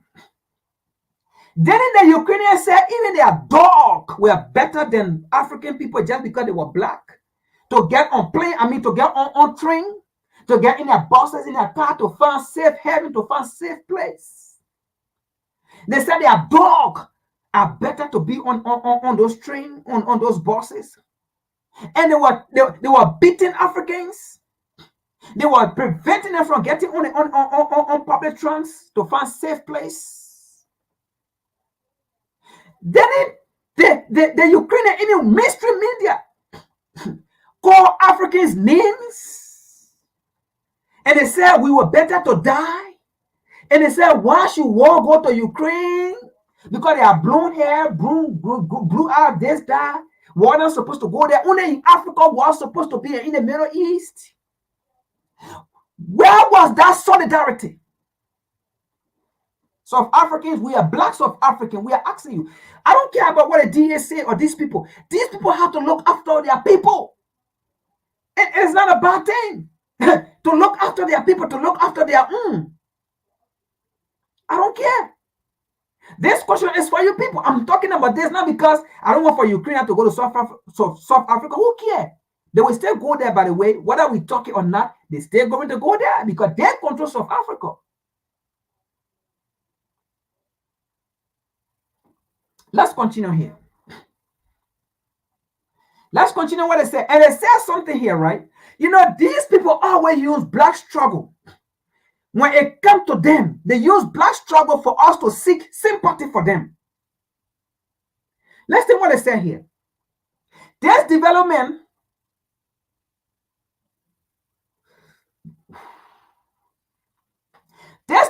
is a pageant show of solidarity by South Africans with the people of Ukraine, an Eastern European country. And you see how they emphasize this, right? When the people of Ukraine command an Eastern European country. So if you say Ukraine, who don't know? But the reason why they put Eastern European country, that means the white people in South Africa, they came from Europe, they came from Eastern Ukraine. That's their people, that's their brothers and sisters, that's their family. So if they are in South Africa as white people, they should look after their Eastern European brothers and sisters to seek refuge. An Eastern European country which serve as a haven for many anti-apartheid, activities during struggle. So now you see here, they use the situation of the apartheid time to gain sympathy. All right, which is fine. No problem. No problem, right? I will read this. I want to ask the DA. I want to ask the DAs, and I want to give recommendation to the DA. And I want for the DA to do the same as well. So I'm going to read this. For many anti-apartheid activists during the struggle, and where many exiled South African advanced, the fight against a racially oppressive regime, and from abroad with the aid of Ukrainian resources and support. Let me this. From abroad, be specific, DA. Be specific here. From abroad, where? From UK. Who were oppressing South Africans? Israel, the US. So why you want to say from abroad? Say, when support coming from the US, support coming from the same Europe, and Israel to oppress, to kill, to subjugate South African. But now, this is my question and this is my recommendation to the DA, to the white South Africans. They say they want to give a safe haven or a peaceful place to Eastern European country like Ukraine. We serve as a safe haven from many anti-apartheid, right? Now, DA, are you going to give the same visa free to the people of Palestine? Because it is apartheid, it is genocide that is going there too. Are you going to give the same visa free to the people of Gaza? Because it is apartheid, it is genocide that is going the ethnic cleansing that is going in a part of the world. Just how you think it is ethnic cleansing, it is apartheid in Ukraine, it is the same thing going on in Palestine and Gaza. Are you going to give these people visa free? Because as we know, the ANC that you came second to, they are also fighting for peace and security for the Palestinian, for the people of Gaza. Just as you are fighting for peace and security for Ukraine. Are you going to work with the ANC as well to give visa free to Palestine and Gaza? That's my question to you. And to you so-called Black South African. That's my question to you people too. When you were running yesterday, getting your own brothers and sisters, chopping them, are you going to do the same thing now? Because these people are coming, they are going strictly visa free. That means they are coming straight, they're going to have job opportunity. Oh, they're not going to take a job from you, right? Now, we are not saying this here to bring about any violent intent. But you see, this is the same thing they said in the letter we read earlier because of greed, selfishness, disunity, because of that slavery mentality that we still have. And these people, they study us, they know us. Let's continue here. The DA also welcomed this announcement as a crucial move to advance South Africa's diplomacy and position our country as a diplomatic authority in the ongoing Russia invasion of Ukraine. So are you going to talk about the invasion of Israel in Palestine, the invasion of Israel in Gaza, with the support of all taxpayer money from the same West? Are you going to talk about it? If you say Russia invade Ukraine, how about Palestine? How about Gaza? How about Sudan, South Sudan, that the West support the terrorists? How about DRC Congo, that the West support terrorists? How about these other African nations? Are you going to give these people visa free to come to South Africa? Black South African. This question go to you people. We're not saying it to bring violence or so, or for you to go cause trouble. We're just telling you the mistake you have done. Now go and fight for your job. Go now and fight for your job. Because he said these Africans were taking your job.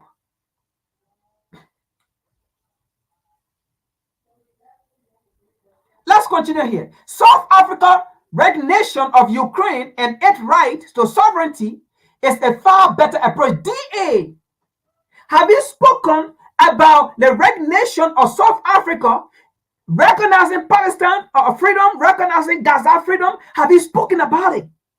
Have you spoken about it? South Africa spoke on the freedom of Ukraine, freedom of Palestine, freedom of Gaza. Why you let those nations out and only talk about Ukraine? You see, the white man will always be in the interest of the white man. The European will always be in the interest of the European. It doesn't matter where they are on the planet, where they are on the continent. It doesn't matter. It is only the black man, it is only the African man who will never care for his or her brother, whether on the African continent or out of the African continent. Only us hate each other. Only us see each other as enemy. Only us see each other as South African, Nigerian, Ghanaian, Malian, Liberian, Sierra Leonean, Burkinabe, Nigerian, Chadian. Only we Africans see it. Only we Africans see each other as, oh, I'm a Trinidadian, I'm a Jamaican. We do not see each other as the same, even though we may live in different places. Not the other people. They don't think that way. The Chinese man will always be a Chinese man, despite where he live or where she live. Will always be a Chinese. Only we Africans, because we want to be so. South Africa recognition of Ukraine and its right to sovereignty is a far better approach to addressing this invasion that the ANC open support of Russia president. You see here? So they are saying Russia support or the ANC, Ramaphosa support Vladimir Putin of what is going on in Ukraine. So even as that, you see the division here. Where has South Africa supported the invasion of Ukraine? South Africa did not support it. South Africa has stand on the side of peace for both Ukraine, Gaza, and Palestine. South Africa have been on the side of peace. South Africa have preached for peace. But you see the division, even with the DA, you see the division here. So the DA speak about this, but the DA does not speak about South Africa, talking about the issue in Gaza and Palestine. DA, you support Israel of invading Palestine. You too, you support Israel of invading Gaza. You see the double standard here. It doesn't matter where these people live. They are for each other. They are there for each other. I will take this out. Bring that to your attention. We're running out of time. But I will take that out. I'm not going to read the whole thing. That is just for the South Africans. The black South African who are running out African. Is go to you people. Visa free. Visa free for the Ukrainian. Now go and fight now and say they come and take your job. Let's go to Nigeria. Like I said, we're using Nigeria as a case study. I got to talk about the topic. Even though we're running late, it's already late, but I got to. I can't leave it out. So let's see here. I got to.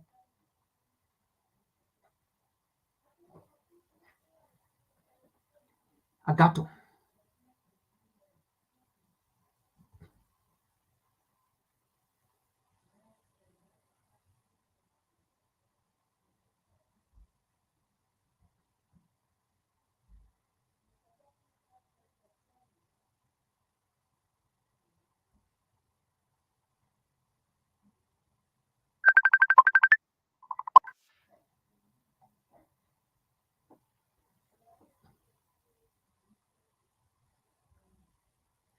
All right, folks. What you see on the screen here, right? It all started from here. The guy you see there, I would say he's an activist or an advocate. I will put it that way. So he's not a Nigerian military or police, but it started from here. So this man been exposing, he's called Very Dark Man. He been exposing the corruption in Nigeria.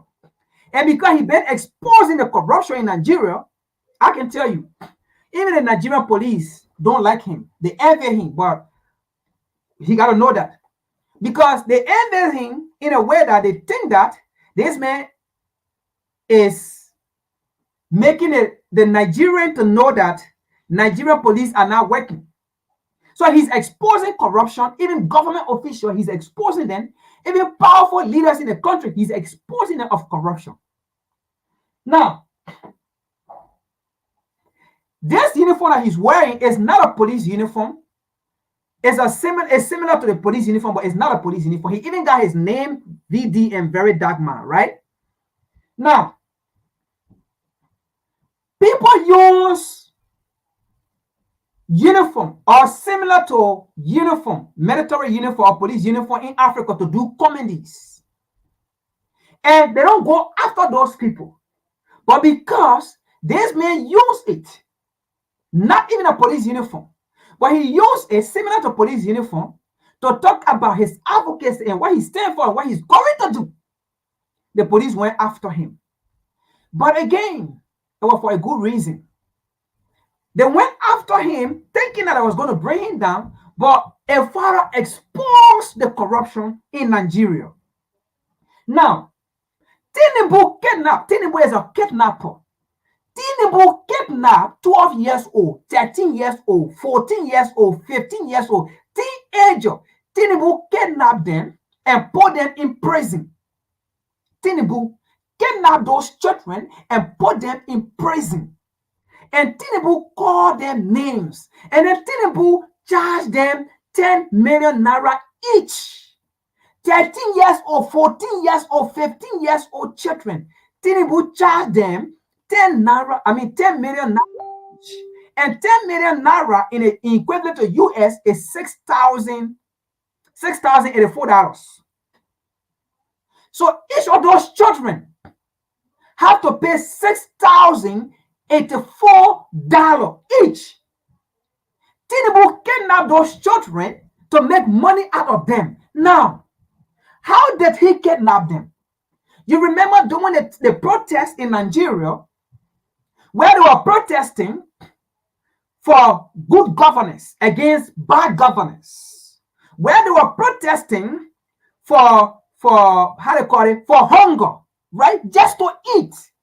Where they were protesting for good educational system, where they were protesting for good healthcare facility, where they were protesting against corruption. Tinubu went and kidnapped people's children and put them in prison. And I think some of those children have died. Their parents will not even see them. And they bury them or they throw their body away. So this man here, he came on social media and talked about how he's going to expose corruption in the country. He wore this uniform and saying now he's a CSP, right? And they came, they arrested him. They detained him and they put him in prison. And there, well, everything came out. Watch this first.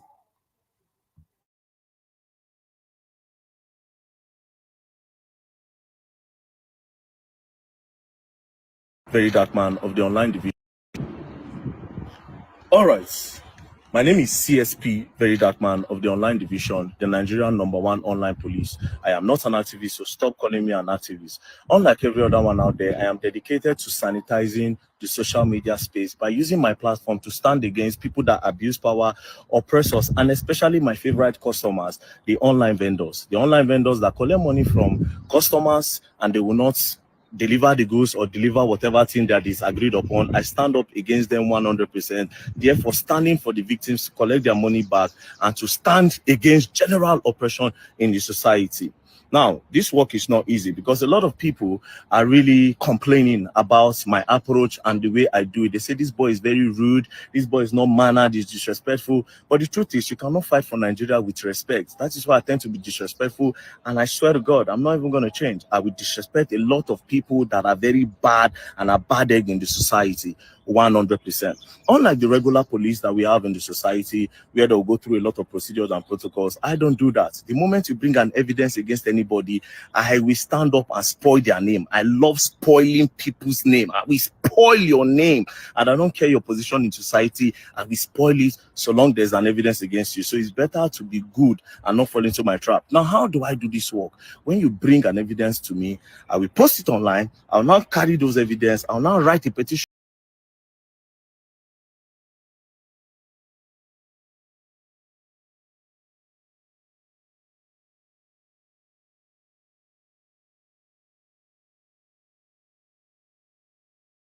Because of time, I'm not going to play the entire video right now.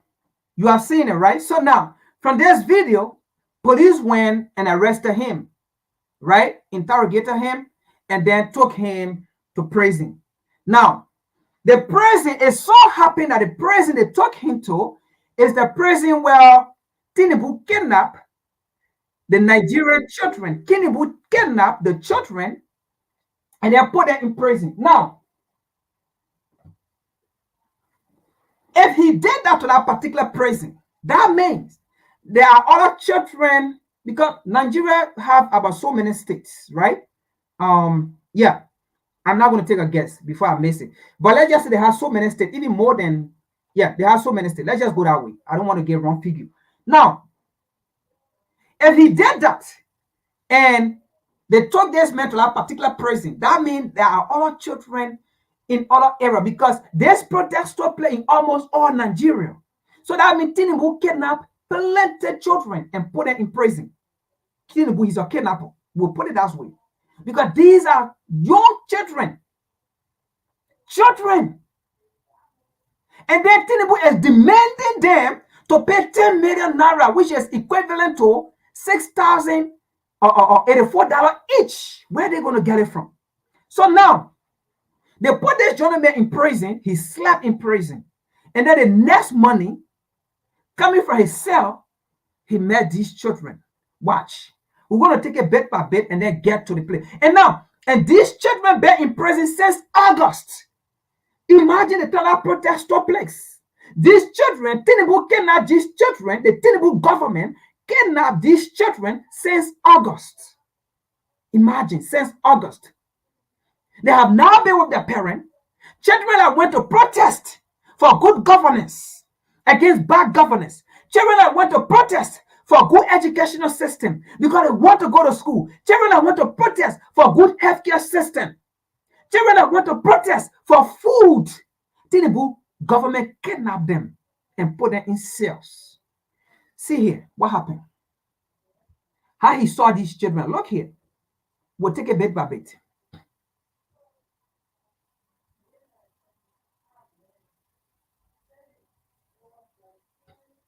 People should start calling me, man.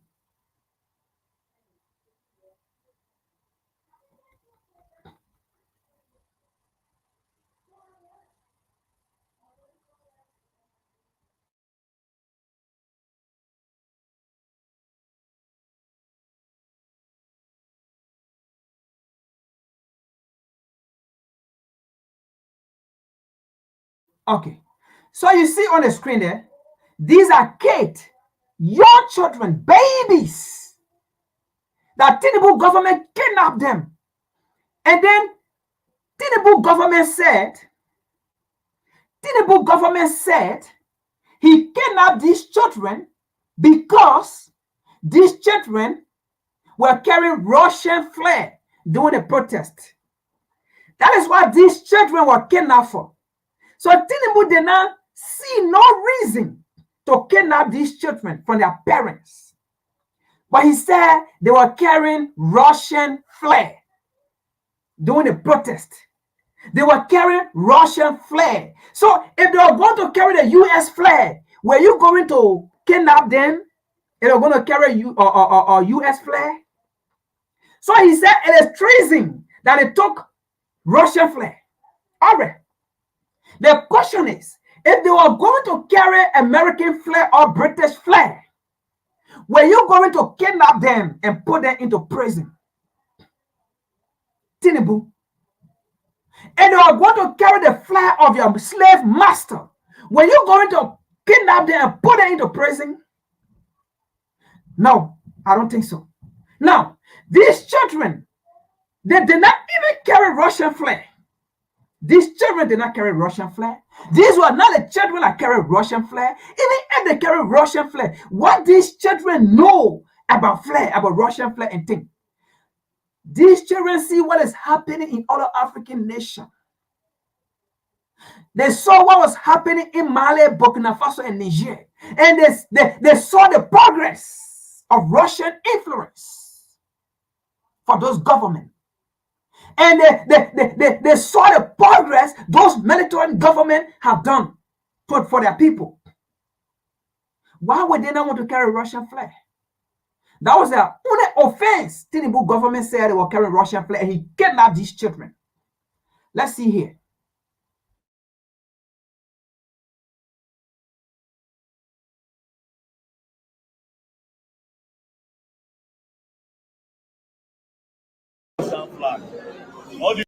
Now this boy, 10 years old boy, right?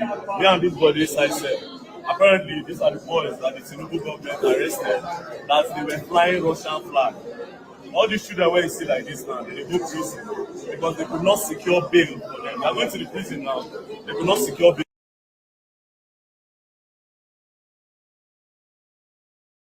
So you see, since August, these children been in cells. See how they dry. See how they are malnourished. This case, they are already malnourished. They are dry. In this case, trust me, they already have this. They already sick. They have some kind of a sickness, or they have contracted some kind of a disease in that place.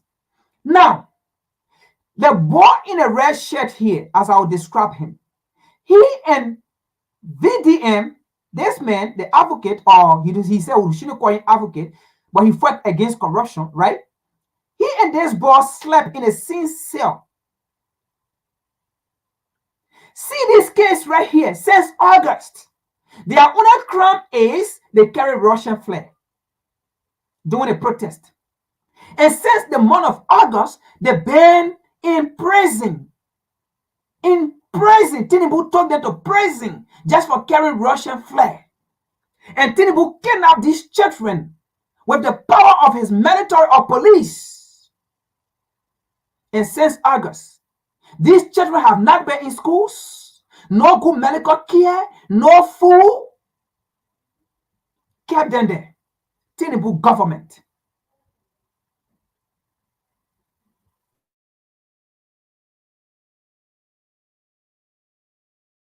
For them.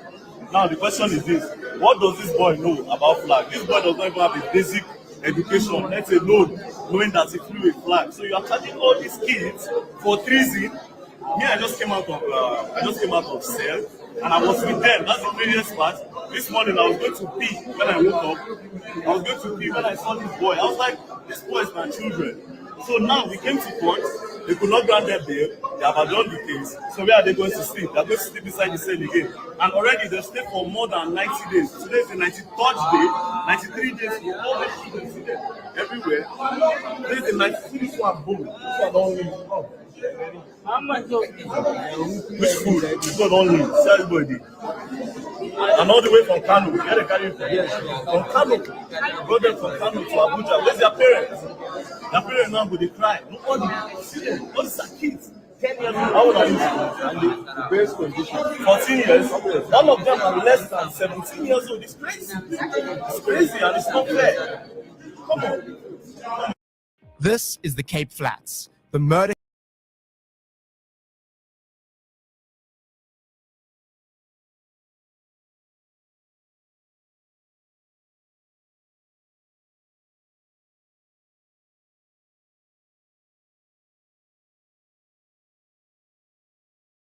Now, that's the second video. So you saw those kids, right? Tinubu kidnapped, his government kidnapped. Yes, Shigo, how you doing? So that's the government. That's those cases. The government kidnapped, and their only crime is they carry Russian flag. They want to protest. But he never listened to them for which they were protesting for: corruption, bad governance, protesting for good healthcare system, protesting for food to eat, protesting for good schools. He did not see that. He did not listen to them. But just because somebody took a piece of flag and they fly it, and then he said treason. Had it been that he carried his colonial master flag, was he going to say treason? Or because he was doing things to please his colonial master, he was doing things to please his slave master, or because he was being exposed. Aren't you ashamed of yourself, Tinubu? And this go to all African leaders. I'm just using Nigeria as a thesis or as a nation of reference. But this is what goes on in almost all African nations. This is what goes on in almost all African nations. Look at these children. Look at their bones. Tinubu, why should you do this to kids, to children? Why should you kidnap these children? And you know a bad thing about it? When they were fighting Boko Haram, some of the Boko Haram soldiers are already caught. Tinubu government said they should reintegrate them into society. They are Nigerian. What? Tourists that kidnap children, school children, girls, rape them, and then you caught them on a battlefield. You release them, you say reintegrate them into society. But these children are that went and protest for good governance, that went and protest for peace, that went and protest for food, that went and protest for good schools, good education, good health care. You put them into prison, you kidnap them, put them into prison. Since August, 3 months.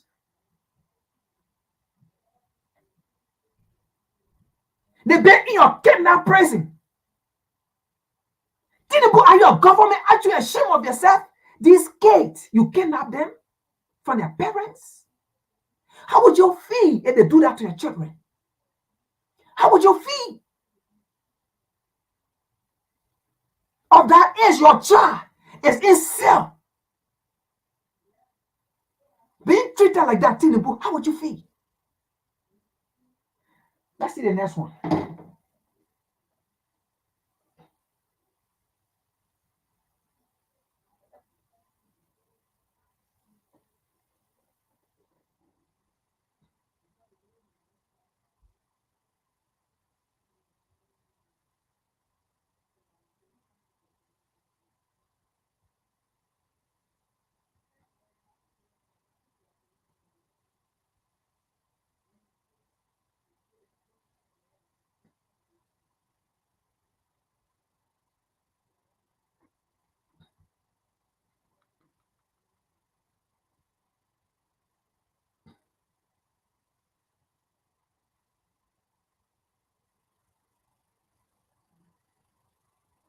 So as you can see the video now, right?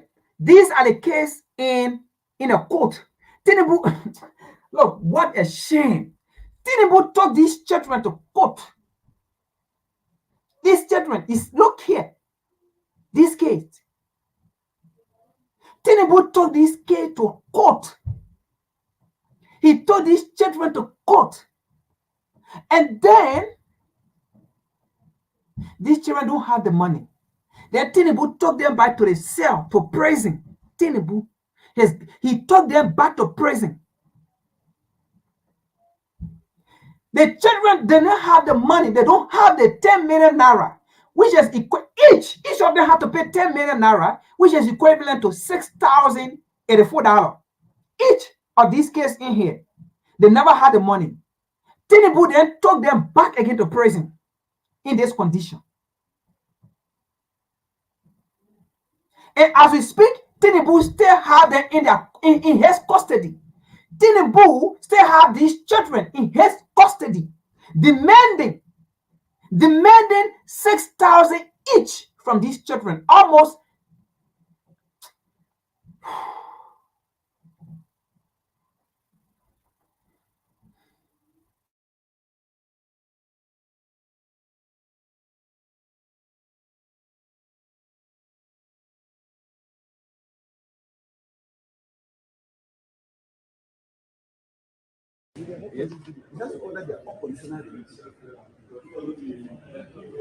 Guys, it's one thing to hear about it. It's another thing to see that for real, Nigeria arraigned children for participating in hunger protests. So remember the End Bad Governance protest in August? 75 suspects, many of them between the ages of 12 and 18, were charged with 10 counts of terrorism in an attempt to overthrow the government.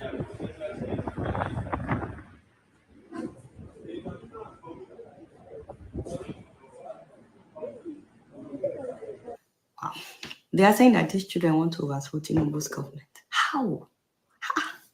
And do you know that they've kept these children in prison since August 3rd?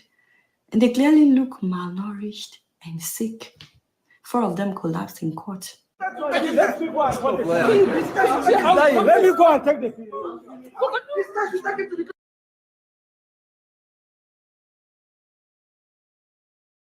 So as you can see, while in court, in a courtroom for their hearing, these children collapse.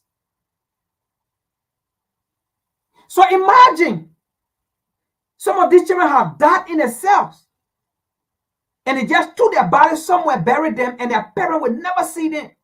Because since August, imagine, look here, look at these children already malnourished. Look at how sickly they are. Some of these children have died, and their parents will never see them again. While in a courtroom, in a courthouse, these children were fainting. To the extent, look, their lawyer have to go and bring water for them, have to go and quickly get snack for them to give it to them. And Tinubu seeing this and still requesting that these children wanted to overthrow his government. Are these children look like people to overthrow government?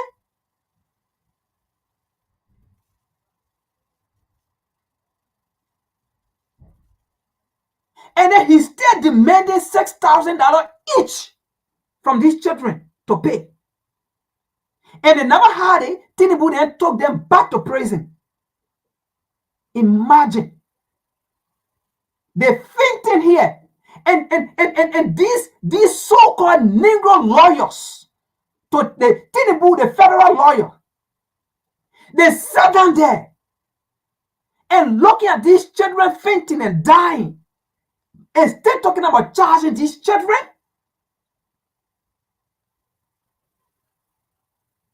And while they got their daughters, their sons of the same age, whom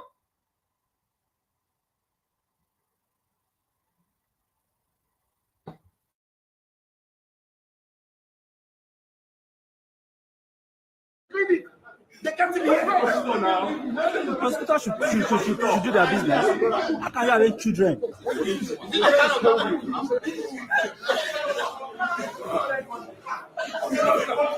Are there no paramedics in Abuja? I don't understand. Why didn't anybody call 911? Do you know that it's their lawyers that were buying them biscuits and bottled water? They don't even have school fees. They don't have any. They don't even have when they come when they leave our money at account. These people, we are just 90-something years, like 3 days. That's what we just say. My case is different than my child. What is going on? In fact, huge shout out to their lawyers. They've been on their case since August. It was because these lawyers did not give up that they finally agreed to arraign them in court today. Otherwise, they would just forget them in prison like that. Why should small children, why should they spend 93 days in police custody when they should be in school? But the government has not been able to arrest Yabelo 6 months after. Is it not a parody of some sort that we have 2 separate countries? One country for the rich, one country for the poor. These children, they're already looking like they have kwashiorkor. They are malnourished. This is the reasons why our rating in the Human Rights Index is poor, is bad. Now, the worst part is they said they granted them bail, that they should come back in January to continue. But guess how much the bail is? 10 million naira per child. The trial judge, Justice Obiora Igwatu, granted them bail of 10 million naira each and to sureties in like sum. He also held that the sureties are to submit their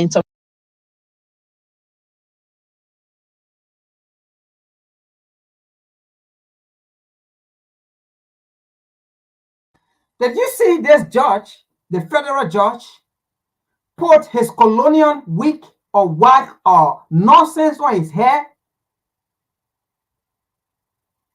to do these horrible things to this case? Take a colonial wig and put it on his head. Took a colonial oppressor hat and put it on his head to oppress his people, children, to oppress them. Because he had this colonial hat on his head, now he's thinking he's a judge. He's thinking he's a lawyer. He's thinking now he's doing the right thing because he put a colonial identity on his head. And what baffled me, stood up in there and started lying. And then this is a colonial judge or lawyer. That's a judge that prosecuted the children and said he charged them 10 million naira each, which is equivalent to $6,084 each of those children, to give it to Tinubu to go buy private jet, to give it to Tinubu to come overseas for medical treatment. The same thing the children went to protest for, to be a good facility in Nigeria. So now Tinubu is requesting for this money so that he can get it to send his children abroad for good schools. And this idiot here, put a colonial wig on his head, thinking that he's doing a great job. And then he stood in there saying, these people, they are adult. He said these kids are adult. They went to overthrow the government.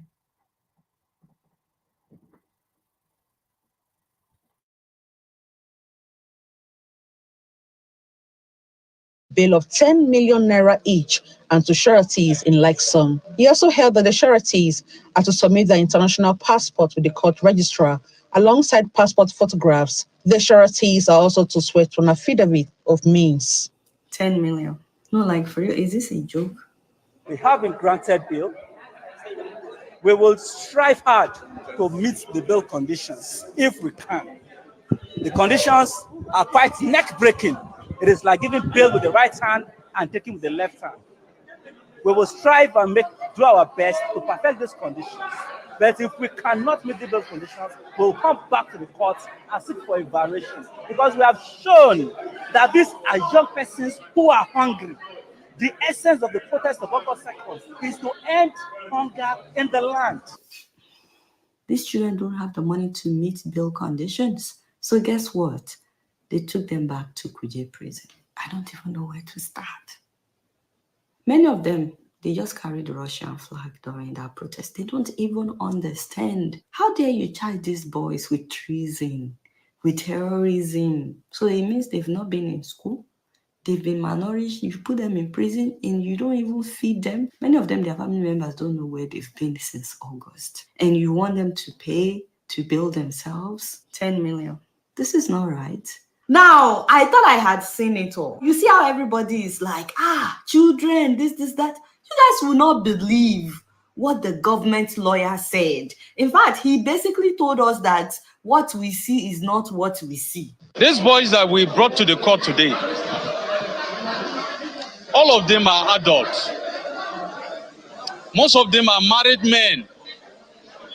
None of them is a minor. Some of them are university graduates. The small kids you are seeing here, they came with some of their parents to come and greet their loved ones. They are not even the real suspect standing trial in this case. These young boys are trying to destabilize.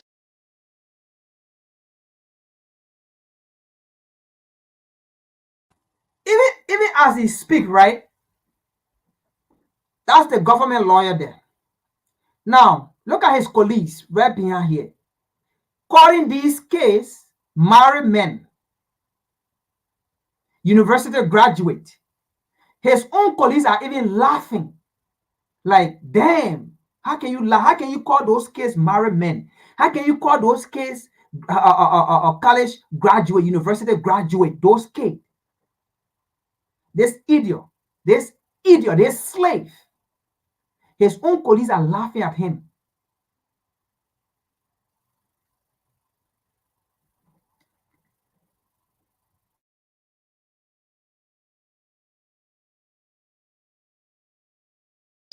Nigeria, using the Russian flags and other countries, calling on the military to remove our president. Hey, God. Can you imagine how much Gogo are they paying this lawyer? That he's trying to mess with our minds. First of all, who are those laughing behind him? They are his colleagues, right? Most of them are married men. None of them is a minor. Some of them are university graduates.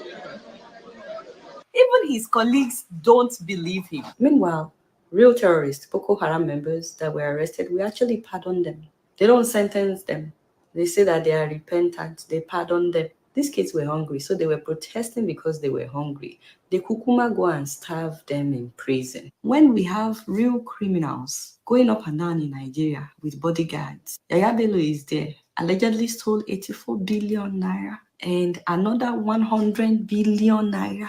Went to EFCC office, they acted like they didn't see him, decided to do action movie after he left. So many of our government officials that are corrupt, we just promote them. But we leave the real criminals. We go after those who cannot defend themselves. Honestly, we should be ashamed as a country that we allow this to happen at all. I'm hoping that all the human rights organizations will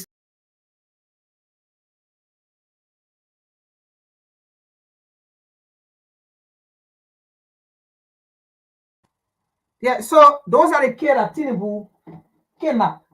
Now, I'm going to show you a last video and we'll call it for the day. These are some of the things, those kids you see in the video that Tinubu kidnapped. These are the things that they were fighting for. And Tinubu, and that's what most African leaders do. They do not want, okay, for their citizens to come and expose them. Once you expose them, it gets to them. So these are some of the things those kids were protesting for that Tinubu have gone and kidnapped. And then Tinubu then is requesting $6,000 each from them.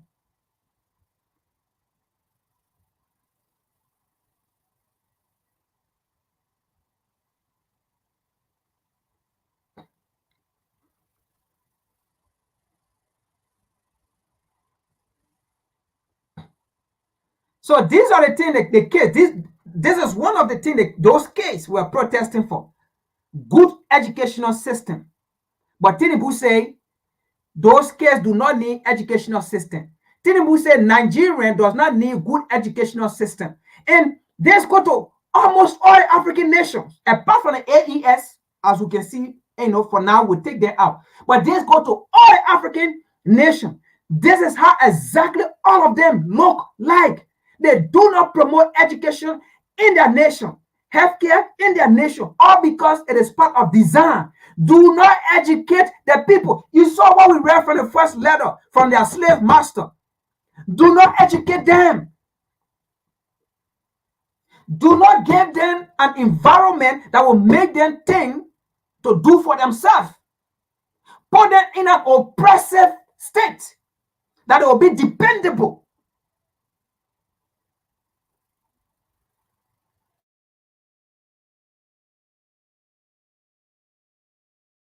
See the zinc of the school. I go enter inside the school now. See the zinc. See the roof of the school. Let's now go inside. Look on top. This used to be primary 6 of this school, but they currently don't have primary 6 anymore. Come. You don't get the roof? Get a see the roof. And we get government. See the roof. See? So as we speak, this building is being abandoned. The building don't cast.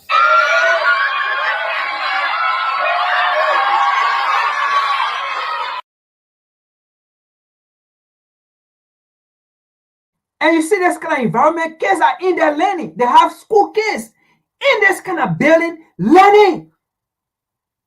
And these are the kids that went on the street to protest to Tinubu, for Tinubu to listen to them. But rather, Tinubu hold them and kidnap them. And then Tinubu is then requesting money from them. That's what a kidnapper do. You kidnap someone and then you start requesting huge sum of money. That is what Tinubu is doing now. Kidnap these children and then requesting their parents should pay $6,000 each. You see? You got kids in this very learning. Look at that environment. Look at that environment. But Tinubu child will never go here. Tinubu children will never go here. And most of those government official children will never go here. An insult. Kidnap those children and then requesting $6,000 from their parent to give to you. That's kidnapping right there. A government.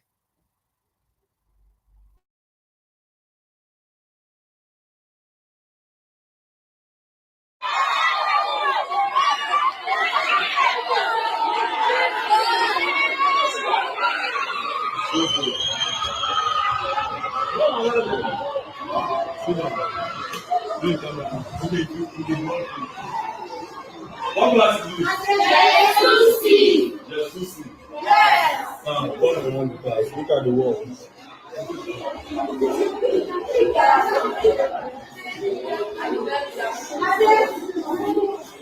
Sit down. Come to the chairs.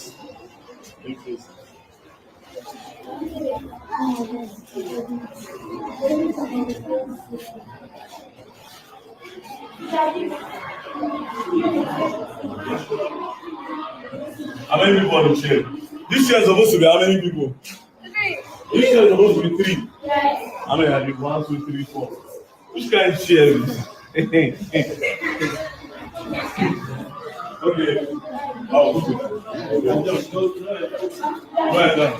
Okay, let's see the back. Come. Let's see the back. Good ball. Now see the back of the class.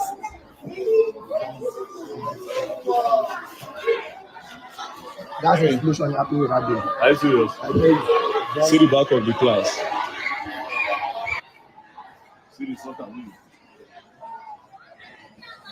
Imagine if a kid plays to this place. Eh? Imagine if you can play on and I go fall inside. See the new GS2. Sharing class with GS3. Now this place is meant to be just for GS3, right? Now let's go to the see the toilets.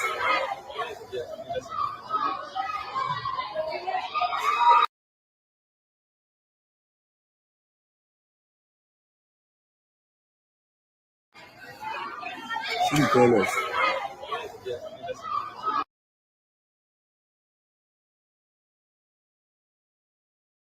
Okay, what you see in there, that's the toilet.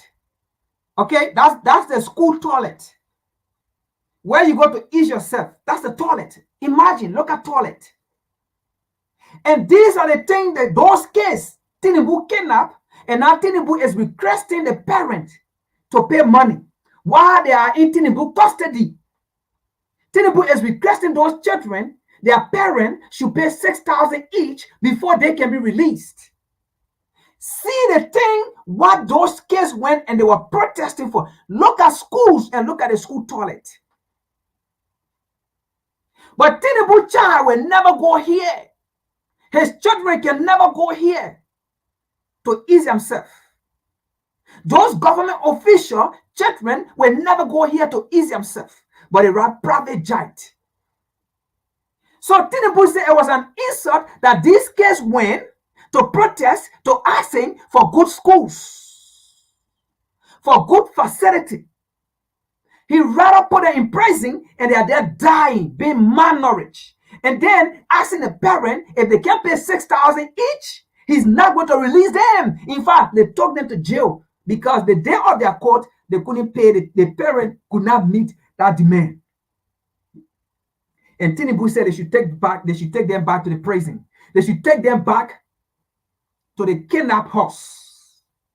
Those kids, as we speak right now, they are in Tinubu custody, on kidnap, being kidnapped. While Tinubu is calling the parent to pay $6,000 each. These are the things they were fighting for. Look at toilet. Imagine this.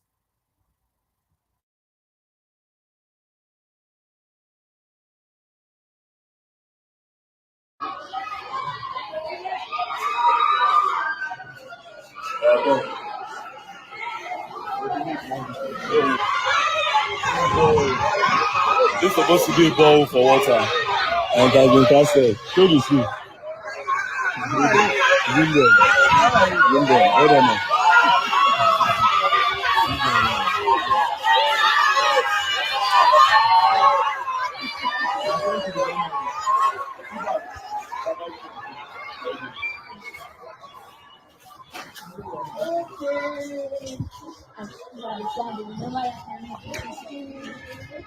Now, this is to be borehole, broken.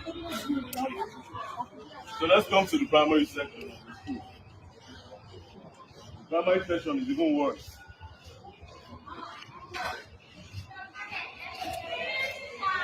This is to be primary 3A. Primary 3A. Which begin one way inside this kind of place. See the roof. Show the roof. Which begin one way inside this kind of place. See the blackboard. See, there are no even seats. No seats. Let's go.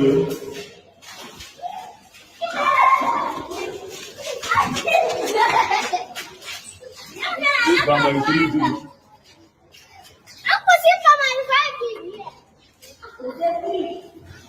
See, you come here and see 3 1 in the roof of the wall. What is this? So the question is, how will the child even be comfortable to learn in this place? See the walls. See the walls. See here. Can you imagine? How will the child be comfortable to learn in this place? Let's go.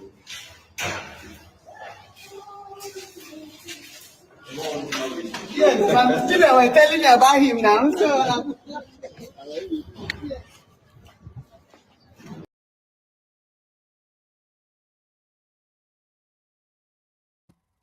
So that's it. Even though we use Nigeria, right? But this is what happened in almost all African nations. This is what exactly happened.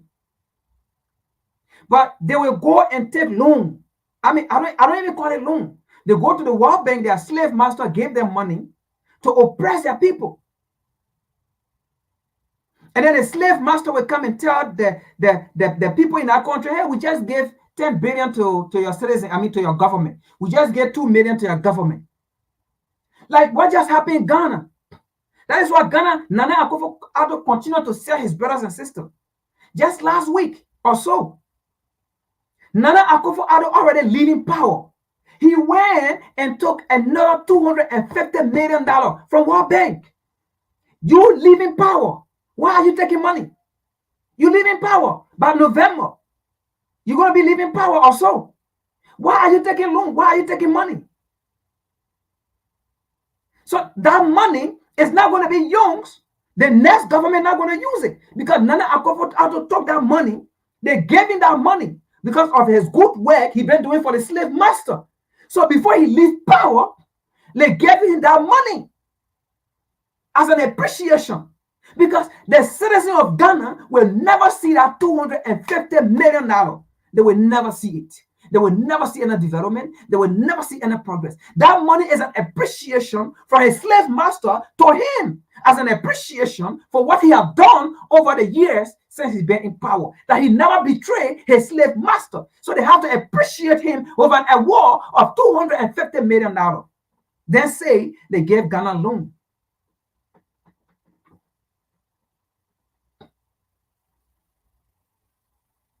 So this is what goes on in African nations. So this is not just about Nigeria. Liberia is west. Liberia is west. But a nation that is so rich, all our mineral and resources come to the US and then be distributed to other places. Like we have a mining company now, the mining company from Turkey. Imagine that, Turkey. We make this nation great. We make this nation great. And then at the end of the day, our citizens leave and go to this nation, and then this nation look at us as stupid, as lesser human being, as dog, as animal. But our leader the cause, because our resources make this nation great that we want to go to. How can a Turkish company, money company, be in Liberia? Money. Even the country to which they are money in, they don't even have no facility, no healthcare, no drinking water, no educational, no roads, nothing in our place. Nothing, absolutely nothing. So this is not just Nigeria. Look, anything that happens in one African nation, it is what exactly happening in other African nations. So just because we use Nigeria, we never use your nation. That doesn't mean it's not happening. It's happening. But we can't use our nation here. That's all. But for each time we talk about one country here, we mean all African nations. So what you saw in Nigeria, it is the same horrible things happening in Liberia, in Ghana, in Africa, or in Sierra Leone, in Guinea, you name it. And then when people come out to ask their government to do the right thing, their government kidnap them. That's what we saw in Nigeria. And not just Nigeria alone. That's what African leaders do. They kidnap their people, their citizens, put them in prison, and then request for money. That's kidnapping.